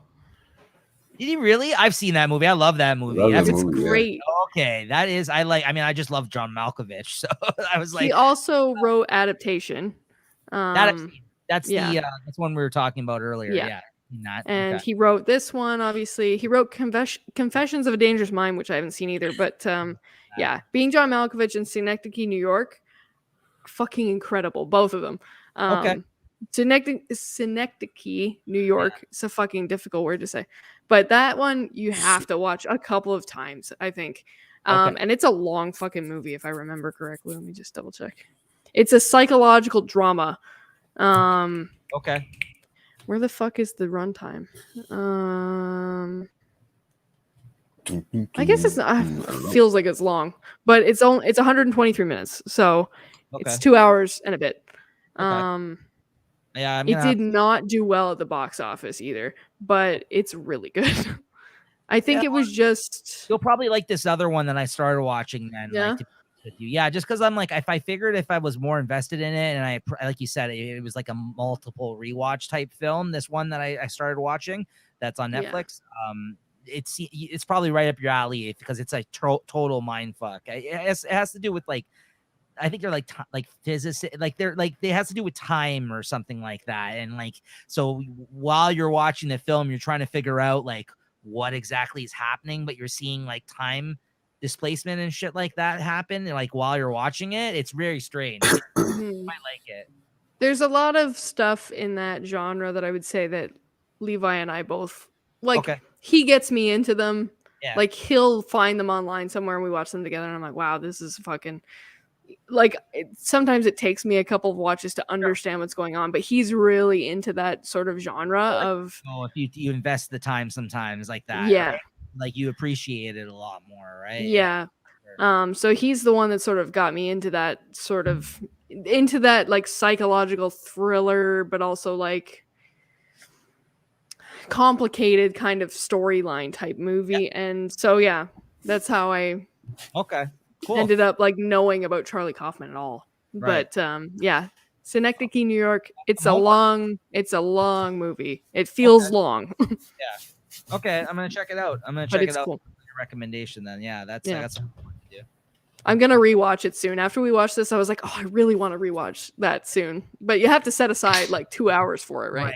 I have not seen Vice yet. I've wanted to. I have not watched it yet though. I heard he looks crazy though as Dick Cheney. It's great. I saw some clips of that. Yeah, that's an interesting looking film. Okay. Well, with that being said, though, we're just at the end of our show here. Any other comments about this film? Like a final comment on basically the conversation that took place here today or the film itself, whatever you want to say. Anything else you want to mention here before we wrap up? Go for it. Julie, anything else you want to mention here before we not about this movie in particular, but I just think that that if I were to guest on this one again, I think I like the theme of like taking the comedy actor and putting him in a weird role. So if ever an opportunity comes up for that, I have suggestions. Okay, yeah, absolutely. Yeah, please come back. I had a great time having you on here. Yeah, you're always welcome, of course. Of course. Have you ever seen Punch Drunk Love? So yes. And that is a film that when we did our last movie that we did with Max, we did Boogie Nights by the same director. Yes. And he was telling us at that time that is definitely something, that we should revisit. And that's one of his favorite films, I think, by that director. Paul Thomas Anderson, I think. Yeah. And that is something I've heard nothing but good things about since I've seen it the first time. I don't think I've rewatched it ever since that first time. And like, you're right, that is definitely a polarizing film in the sense that I think it's a cult classic as time has gone on, but people were not ready for it when it came with Adam Sandler in that role, right? Yeah. I remember that. Yeah. So that's one that I would suggest. There's also another Adam Sandler one that I saw that I only with Don Cheadle? Yes. That's Reign Over Me is an awesome movie. That's a great. I own it. I have the blue. Yeah, me too. That's a great, so sad though. But what a fucking role! Like I would watch that. I mean, either of those are great with me. I mean, I love Sandler, but that is an amazing fucking performance in that film. Yeah, it is. So, have you ever seen that, Jay? Reign Over Me. His family dies during 9/11. They're in the plane. And like he's like totally fucked up after it, right? And Don Cheadle comes into his life and he becomes a friend of his. It's amazing. Don Cheadle's great in it too. Yeah, absolutely. No, I've never seen it. Film that no one talks about. It's great. It's so sad, bro. I think I cried like twice watching that movie. I'm not even gonna lie right now. Yeah. Every time when he breaks down amazing. In that film, it's so sad. It's gut wrenching. Like it's you really feel for him. Yeah. And see? And one that I haven't seen, but I think would be interesting, and obviously you have seen it, but Foxcatcher, because of Steve Carell. Yeah, that's a fucked up movie too. Yeah. I even like Channing Tatum in that movie too. Really good in that movie. The whole cast, but I saw the trailer for it, but I never actually saw the film. But I remember watching the trailer and going, "Whoa, this is like a different role for everybody here." Yeah. Yeah. No, absolutely. Yeah. So I would love to do any of those. Actually, those are some great picks. I'm leaning more over to Rain on Me, Over Me, or is it On Me? Is it On Me or Rain over Me? Yeah, but the song he's singing in it is Rain on Me, or isn't it? Or no, Rain on Me. That's by R. Kelly. Or Me, like they hype. Right. There's an apostrophe in the middle of the word, but yeah. Yeah, that's a good idea too. I mean, like if you recall, we did talk about American Hustle last a couple of movies ago. I mean, we got a lot of hate for that from one viewer in particular, if I recall. I think he was under one of his aliases. I don't know which one it was at that time. But, interesting. We did catch a lot of flack for that one. So someone would say that was a piece of shit. We should watch The Room and try and break down The Room into categories. Doggy. I mean, we even talked about Total Recall. I think Total Recall is a classic, but some people think it's a piece of shit. I think I've seen it once. I might not have even seen the whole movie. I at some point I want to do every like great Arnold movie on this show, which some people may think are terrible movies. So his career peak is a weird one to pinpoint too. So we definitely could do some more of that. The one where he's in there when he's in there with all the old timers. What's that one? What's the one where he's in there with Stallone? All that one where he's old. They're all old now. Expendables. That's really shit. I don't know if I want to do that one. Yeah, I'm just fucking with you. After that, it was like I don't know what. The best is when he comes to the church. So it's like, oh, you should run for governor. It's like, funny because I've been seeing pictures of those two online, like the cast from that Untouchables. I've seen them online. Oh, he's so beautiful when he closes his eyes. And this is what Niko looks like when he's sleeping, guys. It's kind of scary. No. Right at the end, too. Niko Stone. This is Niko Stone. He looks like me. Looks like we're both sleeping on screen. Sorry, Julie. The Room. Yeah. Break down The Room. The Room is hilarious. No, break it down. That'd be fucking crazy. So we might end up losing Niko on this one. I don't know, man. He'll be back. He'll be back. We have to keep him on here for a few more minutes, right? He'll be back. But I think we keep killing his internet. I keep, me over here talking so much. I guess overheating his computer or something. Something's going on. It's his old school Mac. That's it. Junior. I'm trying to think of what other like comedians in serious roles though that were good. Well, you know what? There's one with Robin Williams that's really good. Hold on. Which one is it? There he is. Shitty internet. Look, he's back. There he is. Oh, see, right on the phone. What's going on? That should be on. So He's on the road. He's on the road. Usually that's also, me, bro. Any All other right. thing we could do, like speaking of the Hold same on. comedians in other genres. Okay, now I can hear you. What's up, guys? Oh, there we go. Okay. So still on the same theme of the comedians in serious roles. Anything that Robin Williams has done in a serious role. And there's so many to choose from. Good hunting. There's a long list. And there's something there's one that's like, I think hold on. I gotta find the name of it because I don't want to misspeak. But there's one where I think it's fucking Al Pacino is the other person in it. Which one? I don't want to give away the movie. Like, if I don't want to say who he is in the William movie. and Al Pacino? I think so. Let me just double check. I'm trying to think of something with Robert Williams and Al Pacino. Oh, that's the one where he has that disease, Awakenings. That one's fantastic. No, sorry. No. I know that Awakenings. It's Insomnia. That's Insomnia. Al Pacino and Insomnia. That's the Christopher Nolan. Nolan film. Yeah. That one's good. I like that one. Yeah. So that was just like kind of one that I think is off the radar a little bit. I'm down for that one always. That's a good one. Yeah, I like that's all I was Christopher thinking. Nolan's films. Yeah, any of those are good. Insomnia is good. Yeah, I like Insomnia. Yeah. No, I was thinking of De Niro and Robin Williams. That's the Awakenings one. Awakening. I remember that one. Yeah. What's the one with Richard Dreyfuss when he's flying the plane and he dies? That one where he's the pilot, Richard Dreyfuss, and it's another sappy love story. I don't know why I know that one. It's something that sounds like Awakenings. That's why it throws me off. But okay. Yeah. So with that being said, though, with my shitty ass internet at the end here, this is hilarious. I just wanted to jump on my phone to end this because we were so close. Julie, thanks again for joining us here today. This has been awesome. Thank you for having me. Yeah, no, of course, anytime. Make sure, guys, to watch Julie once a month with her TikTok time segment over on Late Night Chat, of course, with JT along for the ride as always, as he co-hosts the shit out of sometimes he literally shits on screen in the episode. Like, that's how crazy JT is. He's the best. Coffee shits everywhere, boys and girls. Stay tuned for the next one. Shit. But yeah, make sure you're subscribed, guys. Thanks for tuning in. I guess it's time to announce our next film for the next episode. Me and Jay actually haven't really talked about this.